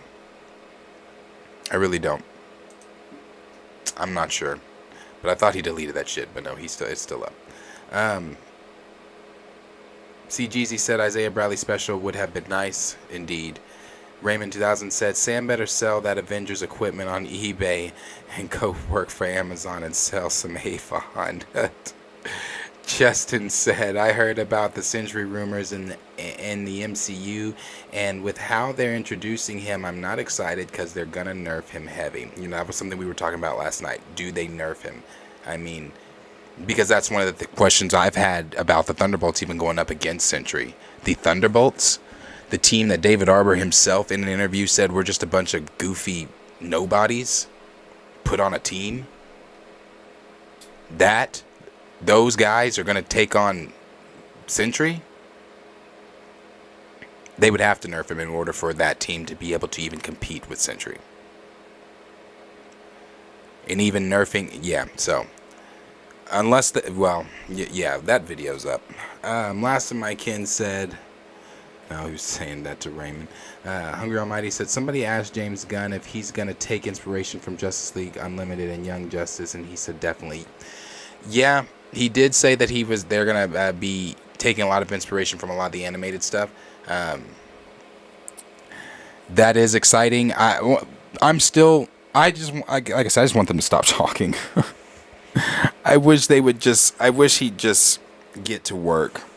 A good point was made last night by Kellen. Somebody asked us, I don't remember who it was in the chat, but someone asked, have you guys heard anything over at Planet Fanatics about Blade in the MCU since we learned about the new director and the new writer? And I was just going to leave the answer at no. I didn't really have anything else to say, but I was just like, no, we hadn't. I haven't heard anything else since then. But then Kellen and Q made the very good points where they said that's because, unlike James Gunn, they're hard at work working on this film. as I said last night, I just feel like James Gunn is spending way too much time on Twitter. I don't mind, and again, like what he just said there, answering that person's question, I don't mind that. That's fine. That's great. I'm excited the fact that they're adapting the animation because somebody over there is awake enough to understand that, hell, our animation does fucking numbers, and people love it. Why can't our live action? So I like the fact that somebody over there has the light bulb on. But what I don't like is the side conversations James Gunn is having and arguments with YouTube content creators. Why are you arguing with content creators about what you already know is going to be in your established universe? He was arguing with, when he was arguing with Josh, and Josh is not the only one, but I'm just using Josh. When he was arguing with Josh, and Josh said, I heard James Gunn doesn't like Henry Cavill, and that's why they're not going to continue on with Henry Cavill in the MC, or in the new DCU. To where somebody tagged James Gunn and said, James Gunn, can you confirm this? And then James Gunn went on and said what he said about, Josh living in his mother's basement, X, Y, and Z. But that's not the only one. I don't mind when he's answering questions like that, when he's, saying, yes, we're definitely doing that. Or when someone asked him about Ben Affleck and he said, yeah, we met with Ben about directing and things like that. That's cool. But bro, get to focusing on it, because right now, with the things being said about Zachary Levi not being completely out or whatever, then it came out that the Suicide Squad and his wife, or members of the Suicide Squad, his wife and Peacemaker, are still going to be within the new reboot and things like that. It's like, if you're not, now people are thinking, okay, so is it a reboot or is it not a reboot? And then why, if it's not a reboot, why would you get rid of Henry Cavill, the thing that everyone wanted back, the guy that really wanted to be here, the guy that has constantly said, I got the cape and gal in the closet. Why would you get rid of him and then keep Zachary Levi Shazam? And somebody made a very good point earlier. I think it was CGZ. He commented on the video. I think it was CGZ that said, it makes sense that he's keeping Zachary Levi's Shazam because that fits in line with the style that James Gunn likes, if he is keeping them. Because Zachary Levi tweeted, don't believe everything you see on the internet. We're good. We're Gucci. Ash. We're all Gucci, or whatever he said. But it makes sense because he said James Gunn likes those type of films. It's on par with Guardians. The humor and everything. But again, I'm still hopeful, very much so, still hopeful, because the DC universe needs a reboot. But I want them to stay off of Twitter until they are ready in January to announce the names of, that's what he said too, they're going to have names for projects, for the titles for the projects. Maybe not titles, but at least we'll know it's going to be a Superman film, a Batman film, Green Lantern film, Wonder Woman, whatever, in January. So until then, please, just wait. And then, even then, wait until you deliver a trailer. Wait till you deliver the movie. Then be like, drop the mic, boom. This is what we're working on. This is what we've got. Yeah. Comic Chameleon said, Hungry Almighty. It's answering Hungry Almighty. CGZ said, James Gunn is a problem. I think I'm getting sick. I really do, and that really sucks. Because people have been sick at work and shit, and coming to work and sneezing and coughing and doing all that shit, and I think I'm getting sick. Last time I can said, look what he did to my boy Cavill. He can't be trusted. CGG said James Gunn is a problem. Gray said they could use Elseworlds to explain the two Batmans. That's true too. Hungry Almighty said, I want to see Robin done right in live action. Studios need to stop being scared of people saying Robin is not believable in live action when those people can't suspend their belief on a talking raccoon traveling through space. Yeah, no, I had seen that too. People saying, is a Robin in Robert Pattinson's Batman believable? Absolutely so. There are so many ways that you could take that story, Jason Todd's story, or whichever one they use. Jason Todd, Dick. I'm sure they would go first with Dick Grayson. But you can take, yeah, absolutely, it's believable. You can take that story and make it fit into that new, realistic, darker Gotham that Matt Reeves has created, and then you can make a Robin work for sure. D Stizzle said James is one half of the anti-monitor. Underground might. Oh, that's still that with that one. Last of my kin said, "How many times are we gonna see early parts of Superman's life?" Like, damn, that's what I've said, bro. If I see the Waynes get gunned down in Crime Alley one more time, I don't need to see that anymore. I don't need to see it anymore. I get it. I understand. Official Liam G said, someone said James said he's going to have already met Lois and Jimmy and Perry in this movie. Oh, really? Oh, okay. Well, see, there you go. I mean, so he's already going to know all them. Because, yeah, that's what I thought, too. I thought I had seen something where it said he's already going to be working at the Daily Planet. Raymond 2000 said, so my question is, if we are keeping Gal, why are we not keeping Henry? Are they keeping Gal? That's the question. And this is coming from someone who hates Man of Steel, Batman vs. Superman, Wonder Woman 84, and other films, and has a passionate disdain for Gal as Diana. I like Gal as Diana, but we often disagree, Raymond, but that's okay. I like Gal as Diana. I don't know if they're keeping Gal. Do we know if they're keeping Gal? Because it seems as if Gal is going to has also gotten the boot. She's been radio silent, but that's okay. That's okay that she's been silent. She's been silent, and on top of her silence, you had Patty Jenkins come out with a long statement that she made. But you had James Gunn saying, saying the same things, or he quote tweeted it. He quote tweeted it and said what he said about it. Nothing negative, but it seems like, however that went, that they have parted ways. So I don't know if Gal is still coming. I don't know if I don't think she is. And from what we've heard from My Time to Shine Hello and some other insiders, she's gone. Everybody's gone. Even from what My Time to Shine Hello said, Zachary Levi was even gone. But again, you let Zachary Levi get on Twitter and talk. He's singing a different tune, singing he's fine. Don't believe everything you see on the internet. Let's see. We've got a follow-up from Raymond that said, and yes, adapt the animation just like King Dynasty should adapt from Avengers Earth Mightiest Heroes. Yeah, that'd be dope. Now that I didn't watch Earth Mightiest Heroes, but I did watch the Kang shit. Gray said the entire Justice League is getting recasted. Yeah. Raymond 2000 said, and if it's true that they're keeping some of those individuals, and they got rid of Henry, was Den of Nerds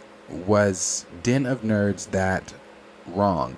Don't mind me just asking questions. No, but see, that's the point Josh was making. That's why I stood in support of Josh during that thing. I quote tweeted that. I said, I'm forever a Den of Nerds fan. Forever a fan of Josh's. Josh has good takes. Not everybody may like everything that Josh has to say, but Josh has, in my opinion, maybe it's because Josh and I are just so like-minded when it comes to some of these topics. Josh is pro recast as well.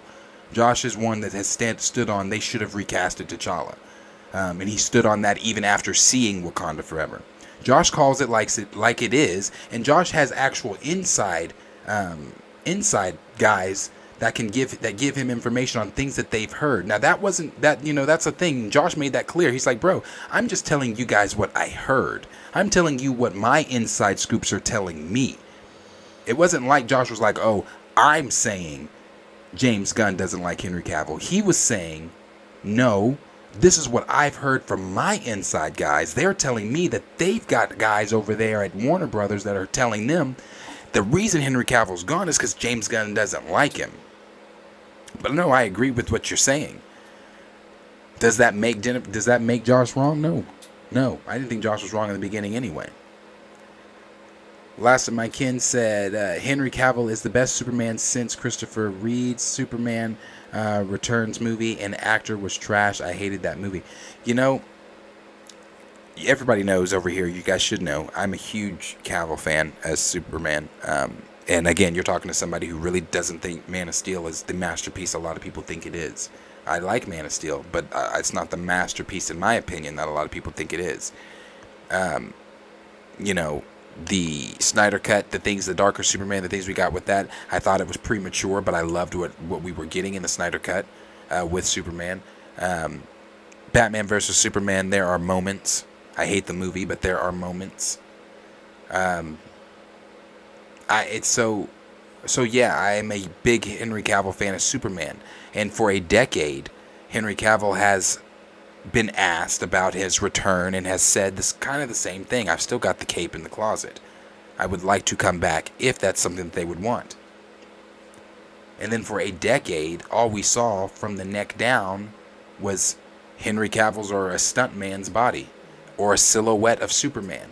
You know, before they even got the approval to use Henry Cavill in Black Adam, he was going to show up the same way he showed up in Shazam. So it's like you're taking a character, or you're taking a person, because the character's living on. Superman still is going to be in DC. But you're taking the person that I would like to say majority of everyone wants to see as Superman. Because, you know, that's all people that, you know, don't even talk about, aren't even in the spaces that we're in and talk about the things we talk about, i.e. my little nephew's mom. She was talking about the next day that Henry Cavill, when it was the next morning and all the news outlets started talking about it, radio stations and everything were talking about it. She said, I heard about it on the radio, and she was like, people were talking, and she's like, it's been all over my Facebook. Well, my cousin, he said the same thing. He was saying the same thing. He was like, people were talking about it at work. It was on the news. It was on the news, not like local news, but the type of news. It was on the news and the TV in the break room. And I'm like, yeah, bro, it was a big deal because it was a huge slap in the face, not only to Henry Cavill, but a huge slap in the face to fans. Now, as I've said, I don't have to have Henry Cavill as Kal-El because Kal-El is still going to be continued on. I would love to have him as Kal-El because I thought he was a damn good Kal-El. But they've decided to do what they decide to do. So I agree. He is the best Superman that we've had. C. Jeezy said Eli Bradley Patriot has the worst character development so far of the new young heroes. I'm just waiting to see what they do with all these kids. Are we doing Young Avengers? Are you putting them on a team? I'm waiting to see what they're going to do with all these young kids. Because there's a lot of them right now. Let's see. Raymond 2000 said, I've already been sick this year and that took me out. Don't touch me. I think I'm getting sick.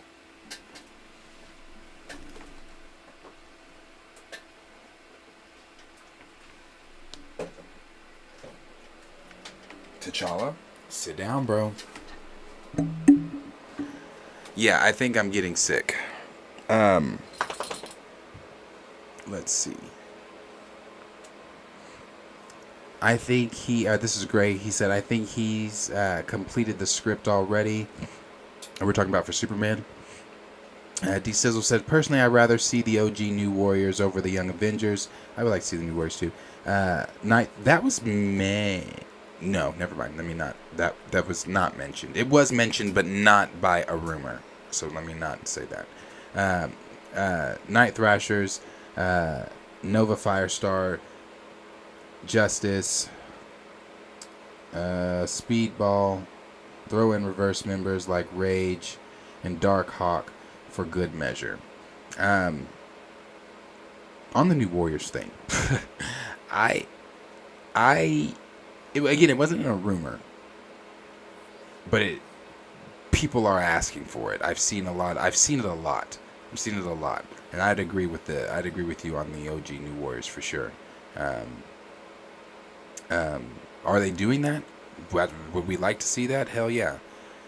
But there's so many young kids in the MCU right now that they're trying to set up, or whatever it is they're gonna do, because love. We've named them all.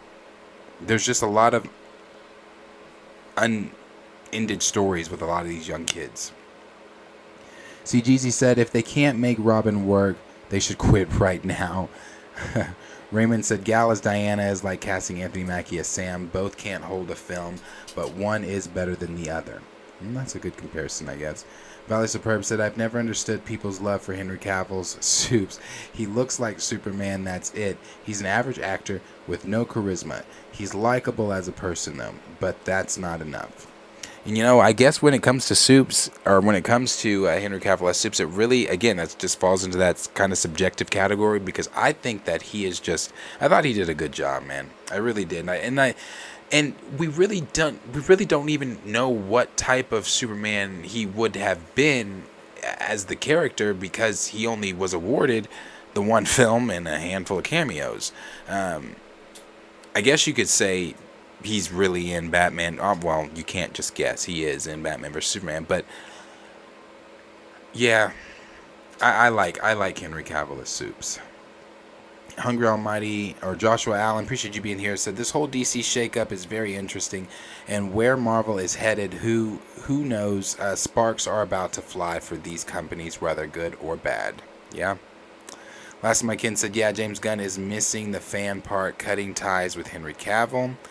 Gray said, I liked Henry in the role, but he never had any real character development. Even in Man of Steel, I wanted him to get a better story and a chance to shine in Man of Steel 2, but we never got to see it.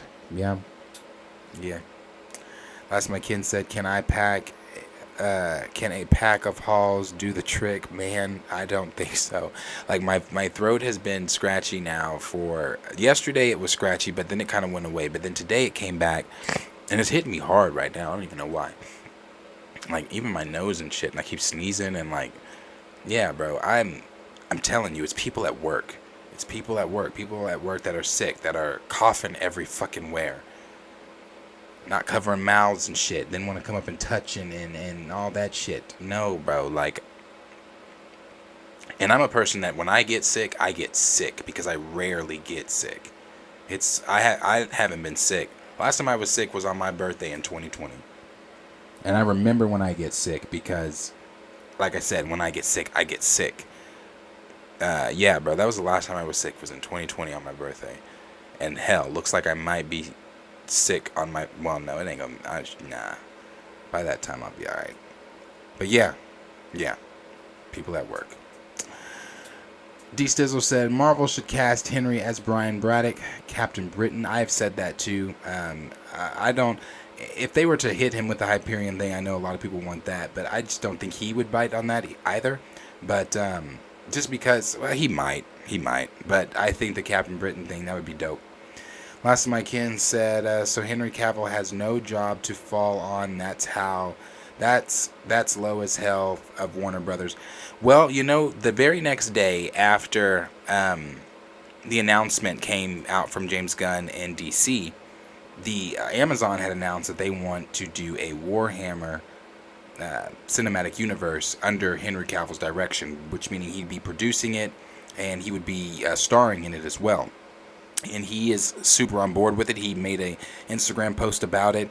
And as we all know, well, some of us may not know, I learned about it when I was watching the Graham Norton show, where he was talking about Warhammer.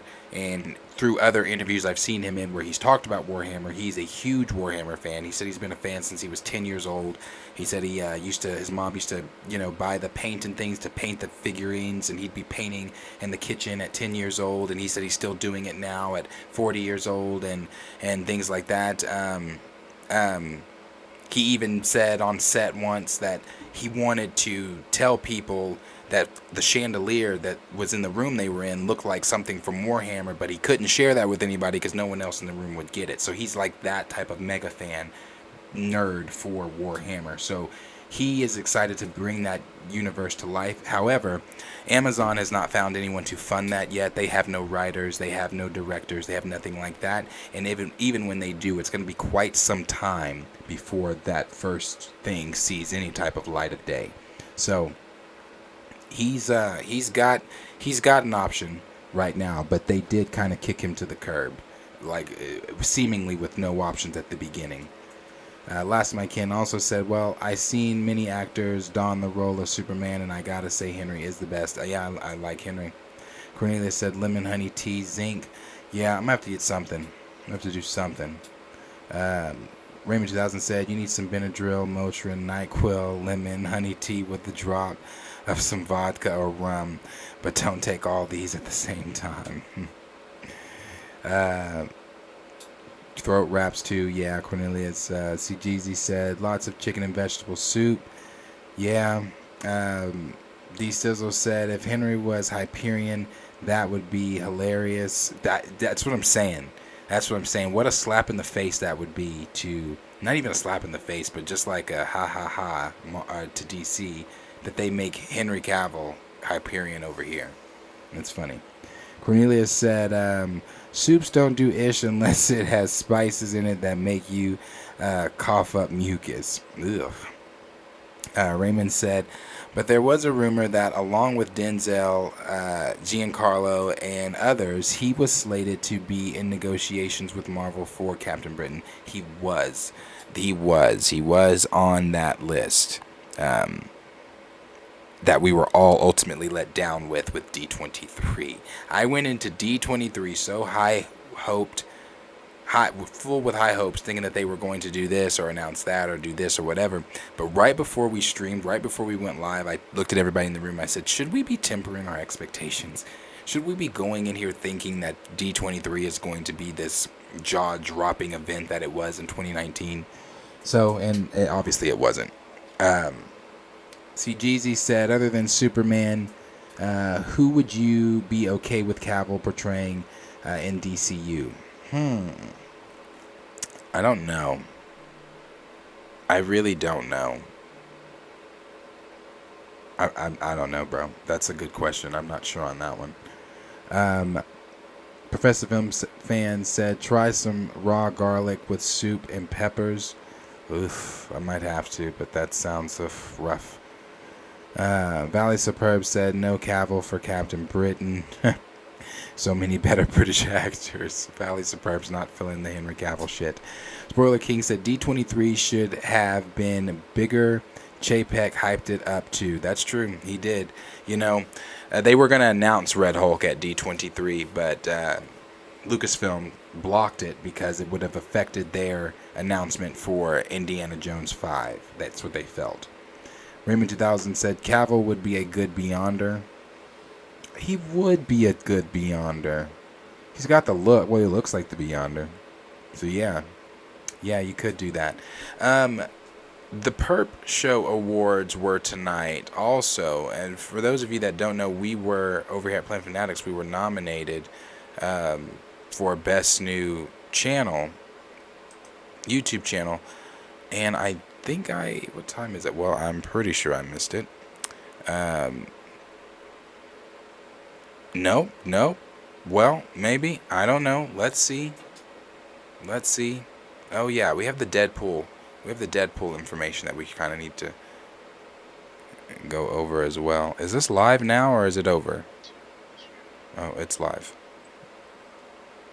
I think he had to go for a second, but he said Mr. Morale and the Big Steppers. Okay. LB. Well, LB. Can you guys hear this? I've only heard of two of these people on this list, bro.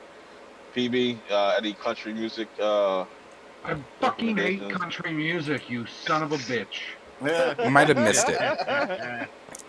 missed it. I'm not sure where they are with They ain't got no Green Bay rappers out there, bro. No cheese with the awards. But I'm sure he's gonna announce it on. Looking over the list. He'll probably announce it on Twitter, because I'm gonna go back and watch it anyway. Chill was in here. I know Chill was gonna be in there. Yeah, I'll check it out. But yeah, go over there. Make sure you guys go over to the Perp Show. Check out what they're doing.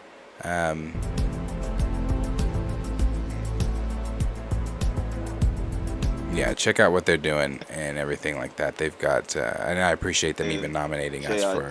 Oh damn! I appreciate them even nominating us for best new YouTube channel. It's pretty dope. Pretty dope. Let me go ahead and say what's up though while I'm in here.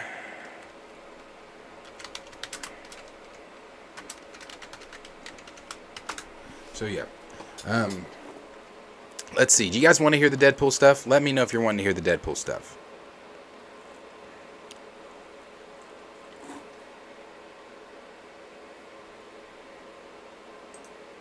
Nas, King Disease 3, Kendrick, Down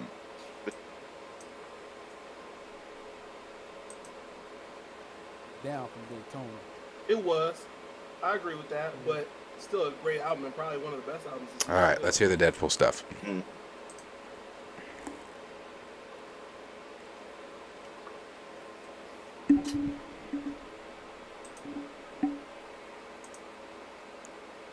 All right.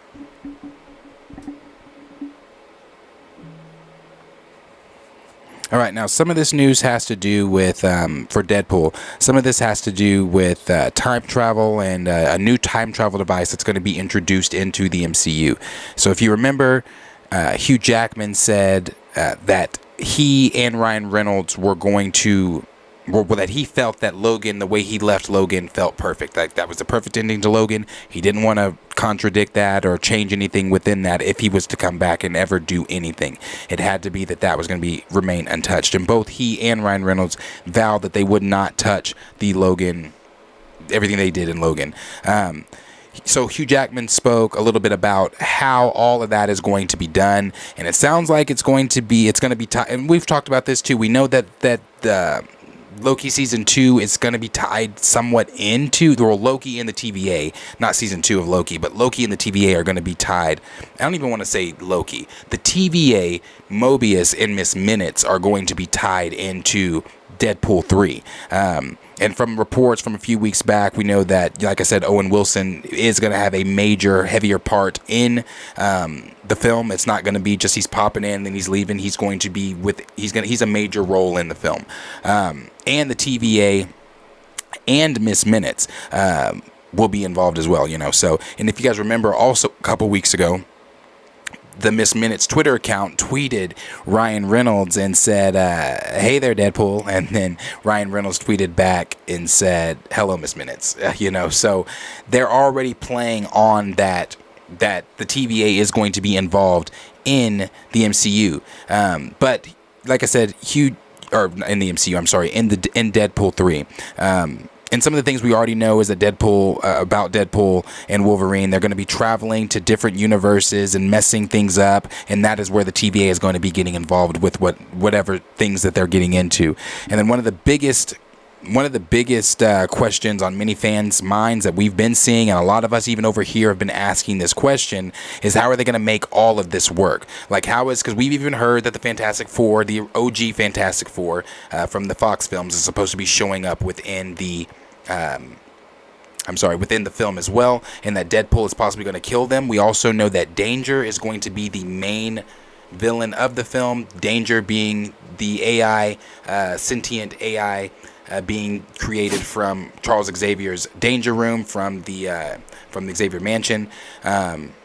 So that is going to be the main villain in the film. But so we were asking, how is all this going to work?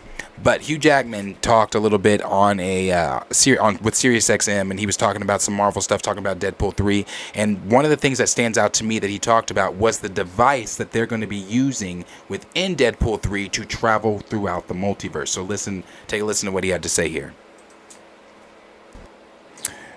Okay, so what he talks about, and obviously he knows what he's talking about. These are conversations I'm sure they've had. Ryan, Kevin Feige have sat down and had him and Ryan. He's laid out the plot Ryan laid out the plot to him. I'm sure.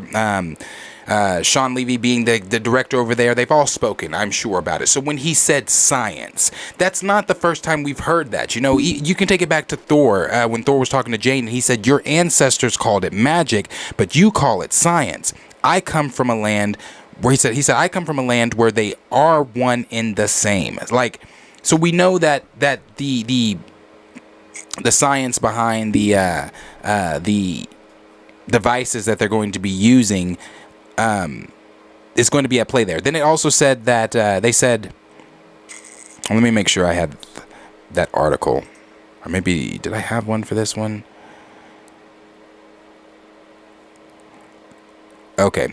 Anyway, the Wolverine that we're going to be getting to see is not going to be the Wolverine from Logan, and that was one thing that he wanted to make clear, that he did not touch, the Logan Wolverine, and that stayed its own thing, and it was stayed its own timeline. But one of the main things that stuck out that Hugh said again was the time traveling devices. And one of the devices that they could be using, I'm not sure, but one of the devices that they could be using, and I kind of debunked my own thought when I said this, when I thought this earlier, but could be the device that we saw Cable using at the end of Deadpool 2. But the only issue with that is that only allowed Cable to move forward and backward in time within the same timeline. It didn't allow him to jump through to, because from what it sounds like, since this is not going to be Logan, obviously Old Man Logan, he's going to get this Logan is going to be from a completely different timeline, a completely different, obviously, timeline, universe, and everything like that. So, but the device that Cable used only allowed him to move forward and backward in time. So I don't think that would be the device that they're using here, because and there's also this. There's this. Daniel RPK tweeted out that a new time travel device will be used in Loki Season 2. Now, when we talked about Loki Season 2, this was not on the table.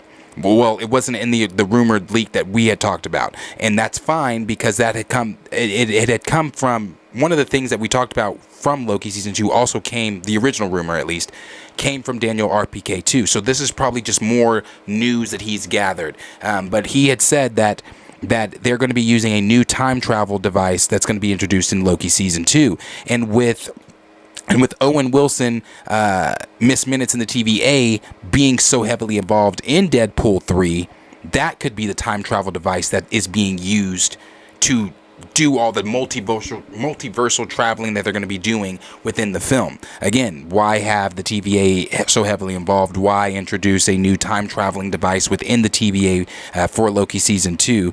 And also, according to Daniel RPK, a new concept called, what do you say? Time Loom, a new concept called Time Loom. It's the origin and power of the TVA within the MCU that's going to be presented to audiences in Loki Season 2. So in Loki Season 2, we're going to be introduced to the Time Loom, and within the Time Loom, it's going to be explained how maybe that's how Kang is able to jump and do the things that he's able to do as far as the time traveling, multiversal travel, and things like that. The Time Loom is also a device that holds multiple different timelines or threads. You guys know what a time loom is. Well, a loom rather. A loom is that wooden device deal that you can put threads on, and you can change them, twine them or whatever, make them straight, whatever. That's what a time loom is. And when you have a loom rather, but a time loom would be kind of, I want to say, maybe what He Who Remains was using in the first season of Loki to make the timeline, the main timeline that he created. So he has a loom to where he's able to create things or take away things or make things happen the way that he wants them to happen. So that's basically what I'm thinking that we're going to be seeing within Loki Season 2 in this new... Well, we're not going to see Kang, obviously, because from the rumors, if we're to believe the leaks and rumors for Loki Season 2, Kang's not heavily involved, if at all. Originally, Victor Timely was rumored to show up, but I don't think that's on the table anymore. Looks like they're going to be going with a adult version of Sylvie that's going to be the main antagonist. And again, we're doing the Sylvie thing. Why? I'm not sure. But my excitement for Loki Season 2 has died down a little bit with that news. But, with some of these new concepts being entered into Loki Season 2 to be adapted into Deadpool 3, it does sound exciting. Now, I was excited for Deadpool 3 a little bit before, after, we heard about Danger being the main villain. We heard about multiple Wolverines, and this being the most violent, angry Wolverine we've seen. We also heard that, the original Fantastic Four, the OG Fox guys are coming back, and they're supposed to be, I guess, getting massacred in the film and things like that. But maybe not, because we've also heard that they're still supposed to be in Secret Wars. I don't know, but they are rumored to be in Deadpool 3 as well, with a lot of the multiversal time jumping that he's going to be doing. I'm also expecting for the time device to be used, like I said, by Kang for multiversal travel and things like that. But that's some of the new news, rather, or at least for Deadpool 3. That's what's going on right now. So it looks like I said, They've got that new time device that they're going to be using. That's going to allow them to be able to jump from throughout different universes. Again, Danger is the main villain, so they're going to be being hunted and chased down by Danger. We've also heard rumor of multiple Deadpools, as well as the multiple Wolverines that we've already knew were going to be going on. Miss Minutes, Owen Wilson playing the heavy role that he's going to be playing in the film. And then ultimately just that this film is going to be super important, I believe. It's going to be a damn good time, bro. It's going to be fun. It's one of my most anticipated films for, I believe it is 2023. So, no. Is Deadpool 2024? I think it's 2024. But I'm really excited for it. I can't wait. So that's some of the news that we've heard there. But as always, question is for you guys. Let us know down. Okay, it is 2024. Cornelius, thank you. So let us know down below in the comments what you guys are thinking for Deadpool and some of these new reports that are coming out about the time traveling devices they're going to be using. About, obviously we kind of knew about Danger, about how heavy of a role that the TVA is going to be playing, these new concepts being introduced to Loki Season 2 that are going to play roles within Deadpool 3. Let us know all those things down below in the comments what you guys are thinking about all of that. And I will, I'll go down. Okay. D Sizzle said Deadpool and Wolverine kills the MCU. Josiah Allen said Henry Cavill should be Guardian from Alpha Flight. Sorry, random. No, that's fine. It's not random. Raymond 2000 said this sounds stupid. Edward Stewart said I wish we could have elections for which person should play as which superhero and who should direct and produce these movies. Hungry Almighty said theory. Logan is its own thing, but the Wolverine and X-Men we will see in the Secret Wars is actually the X-Men after the ending of Days of Future Past. We never really saw what happened to the X-Men. Could be. I mean, Feige is going to bring in the Fox X-Men in Phase 5 because those are going to be the X-Men that we're going to be using and seeing throughout Secret Wars and things, because we're supposedly not getting our mainstay X-Men until the Mutant Saga in Phase 7. So it could be they could play on some of those storylines there and do something like that. Justin said, wow, this actually makes me beyond excited for Deadpool 3 now. I'm excited for it as well. Raymond's not excited for too much of anything. So you just have to you just gotta be like, yes, Raymond. Hungry Almighty said, well, that's not talking to me. CGZ said, I would love to see the original Alpha Flight in the MCU. Last My Kin said, I hope it would be Old Man Logan with his powers getting weak. D Stizzle said, Hugh should meet his replacement in the film, but I doubt that'll happen, LOL. Yeah, I've seen a lot of people saying that too. Ashura said, I don't care about Loki loving and chasing after himself. Cornelia said, Loki Season 2 sounds mid. Yeah, it does. I'm not excited for it. Compared to Season 1, the Deadpool movie will probably be a better multiverse project. Yeah, I can agree. Because after what I've heard about it, I'm not excited for it. D Stizzle said, I have zero interest in more Karen Loki shenanigans and Karen Loki in Season 2. I'm telling y'all, that's what the report is that it's an older Sylvie, and she's going to be the antagonist in the series. They're going to be trying to hunt her down. Cornelia said 2024 will put the MCU back in its golden age. That'd be nice. Yeah, that's true too. The stuff we've got: Daredevil, Deadpool, Blade, X-Men '97, etc. Yep. CGZ said, I wonder who's going to play Danger. That's a good question. We have no idea on anything like that, but only just that Danger is rumored to be the villain, which I think is dope. Raymond 2000, I hope they don't kill her though. Raymond 2000 said, I don't really think Marvel has any idea what they want to do anymore. Cornelia said, give her kinky curly hair. D Stizzle said, LOL, she's going full magical Karen in Season 2. She is they're definitely playing on the whole Sylvie still being the villain thing, and I'm just like, man, was that not Season 1? Was that not the entirety of Season 1? Was that we were trying, that it was all about Sylvie and Loki, and now we're doing the exact same thing. When they had the original leaked thing that came out that Victor Timely was going to be the overall villain in it, I was like, bro, that makes sense because it's a variant of Kang. Why aren't we seeing variants of Kang? We need to be seeing variants of... Now, maybe after Quantumania, that's what we're going to get. But we need to be seeing variants of Kang popping up everywhere. And Loki Season 2 is coming up after Quantumania. Now, granted, Loki Season 2 is done.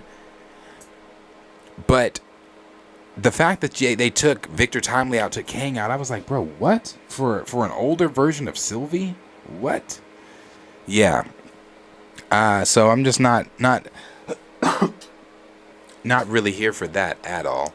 But, we'll have to wait to see. I know some people were trying to dissect. I don't want to. I don't have the energy to do that shit. Some people were trying to dissect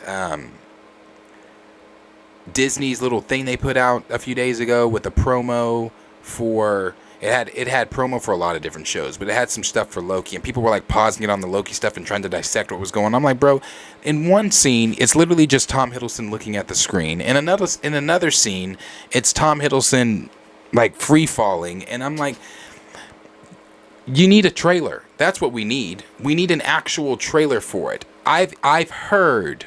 I don't know if this is true. I've heard we may get a trailer for Loki Season 2 in front of Quantumania. That's what I've heard. But I can't think of a time in a movie where a trailer has been for a show, a TV show. I could be wrong. I can't think of a time I've ever sat down in a movie theater and a trailer before the film has been something for a TV show. But maybe with it being a Marvel film, they can do that. It being connected to their overall universe and what they're trying to do, they can do that. But yeah, man, we need a trailer for Loki. And I hope it's not the trailer that was shown at D23 or SDCC or whichever one it was. I think it might have been D23. That trailer's not a good trailer. I've seen that trailer. That trailer leaked. I didn't like that trailer. It was a glitching trailer. Like the whole time shit's glitching. And I don't know. I just thought if you're going to get people hyped for what I thought was arguably one of your best, not arguably, but one of your best Disney Plus shows, come out with a trailer that gets people excited for Season 2. I mean, the way that you ended Season 1 was brilliantly done. But then we need to be jumping into the thick of shit in Season 2. And the trailer needs to replicate that. So I hope it's not that D23 trailer. Because if it's that, I'm going to be put to sleep. Personally. Let's see. Raymond said, she did screw up the multiverse. Yeah, D Stizzle said, I didn't know they're bringing Danger in. Yeah, Danger is the villain for Deadpool 3. The studio must really like that actress. That's usually why they create new stories around them. Who plays Sylvie? Don't tell me. It's Sophia. What's her name? Okay, tell me. Cornelius said the real curveball is this all is what sorry. The real curveball is this all is what effect does Secret Invasion have on the MCU? Marco or Micro by it being a Disney Plus series. Yes, Sophia Di Martino. Yeah.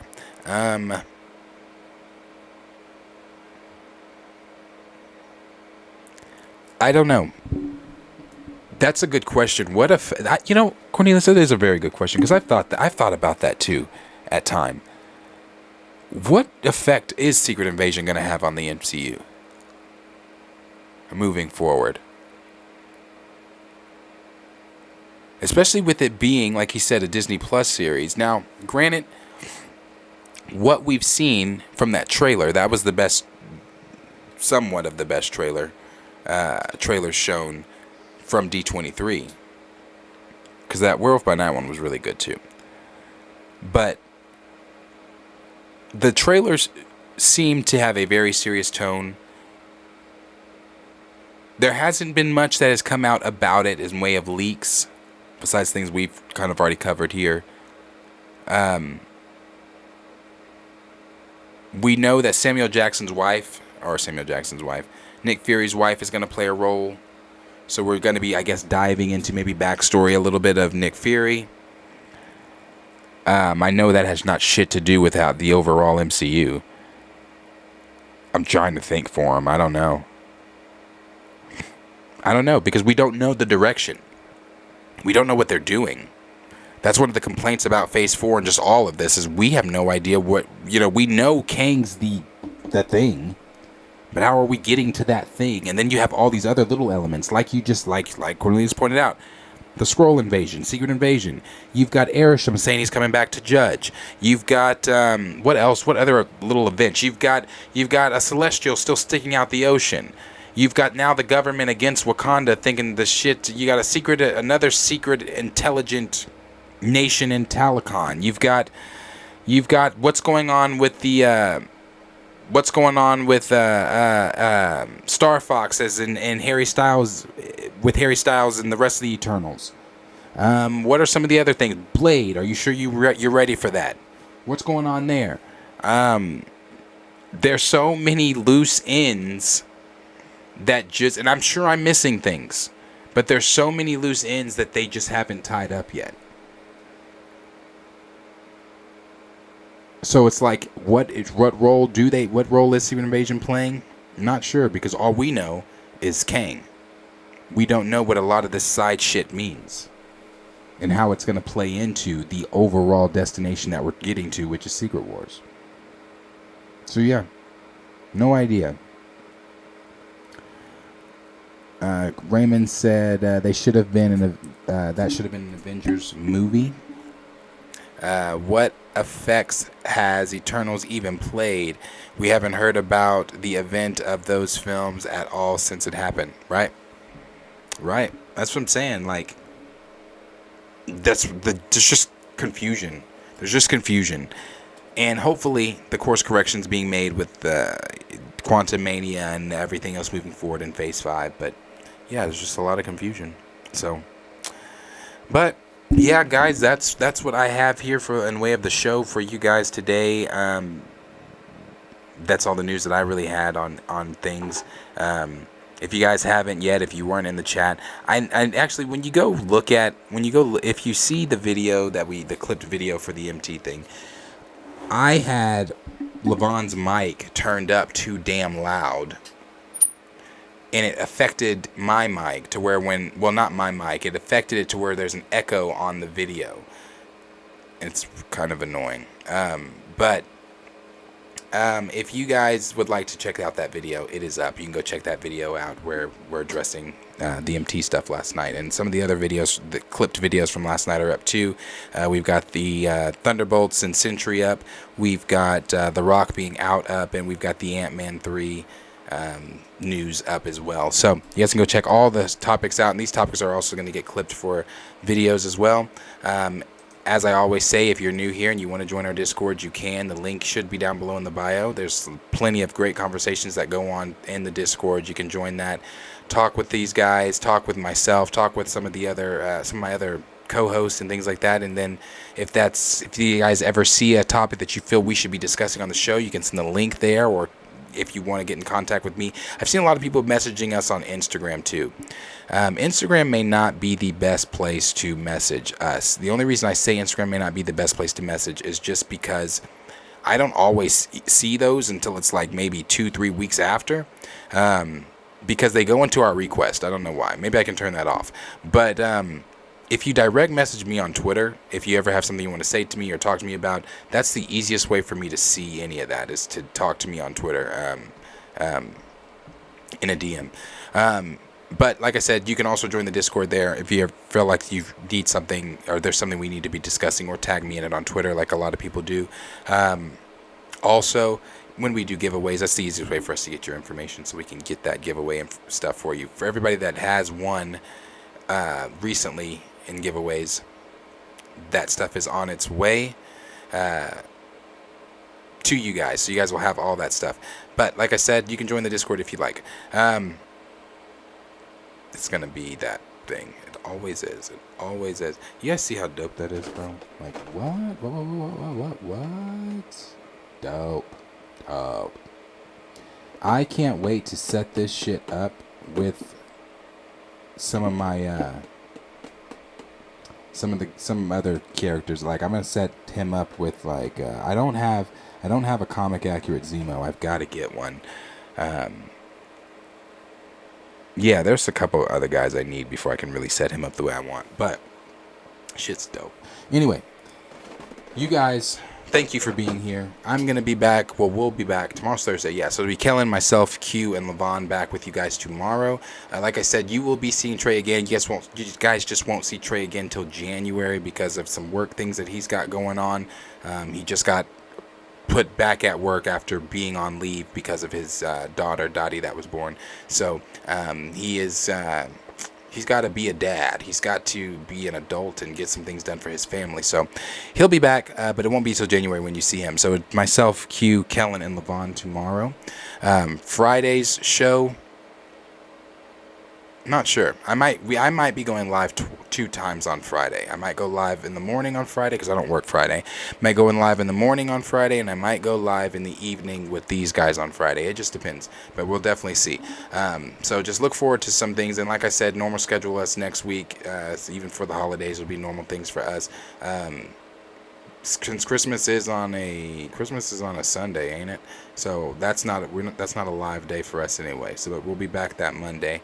And everything with you guys. So, is there anything else? Am I missing anything? Let me see. No, not missing. Okay, well, like I said, thank you guys for being here. As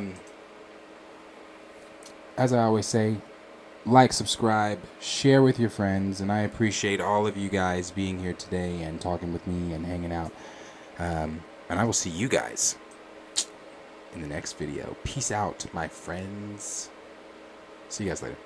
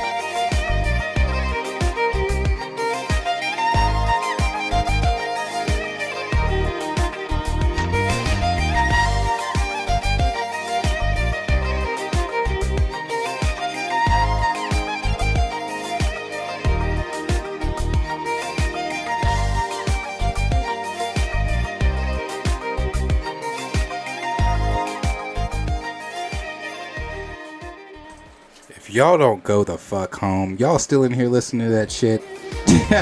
It's fire though. It is. Go home. I'll see y'all later. Peace out.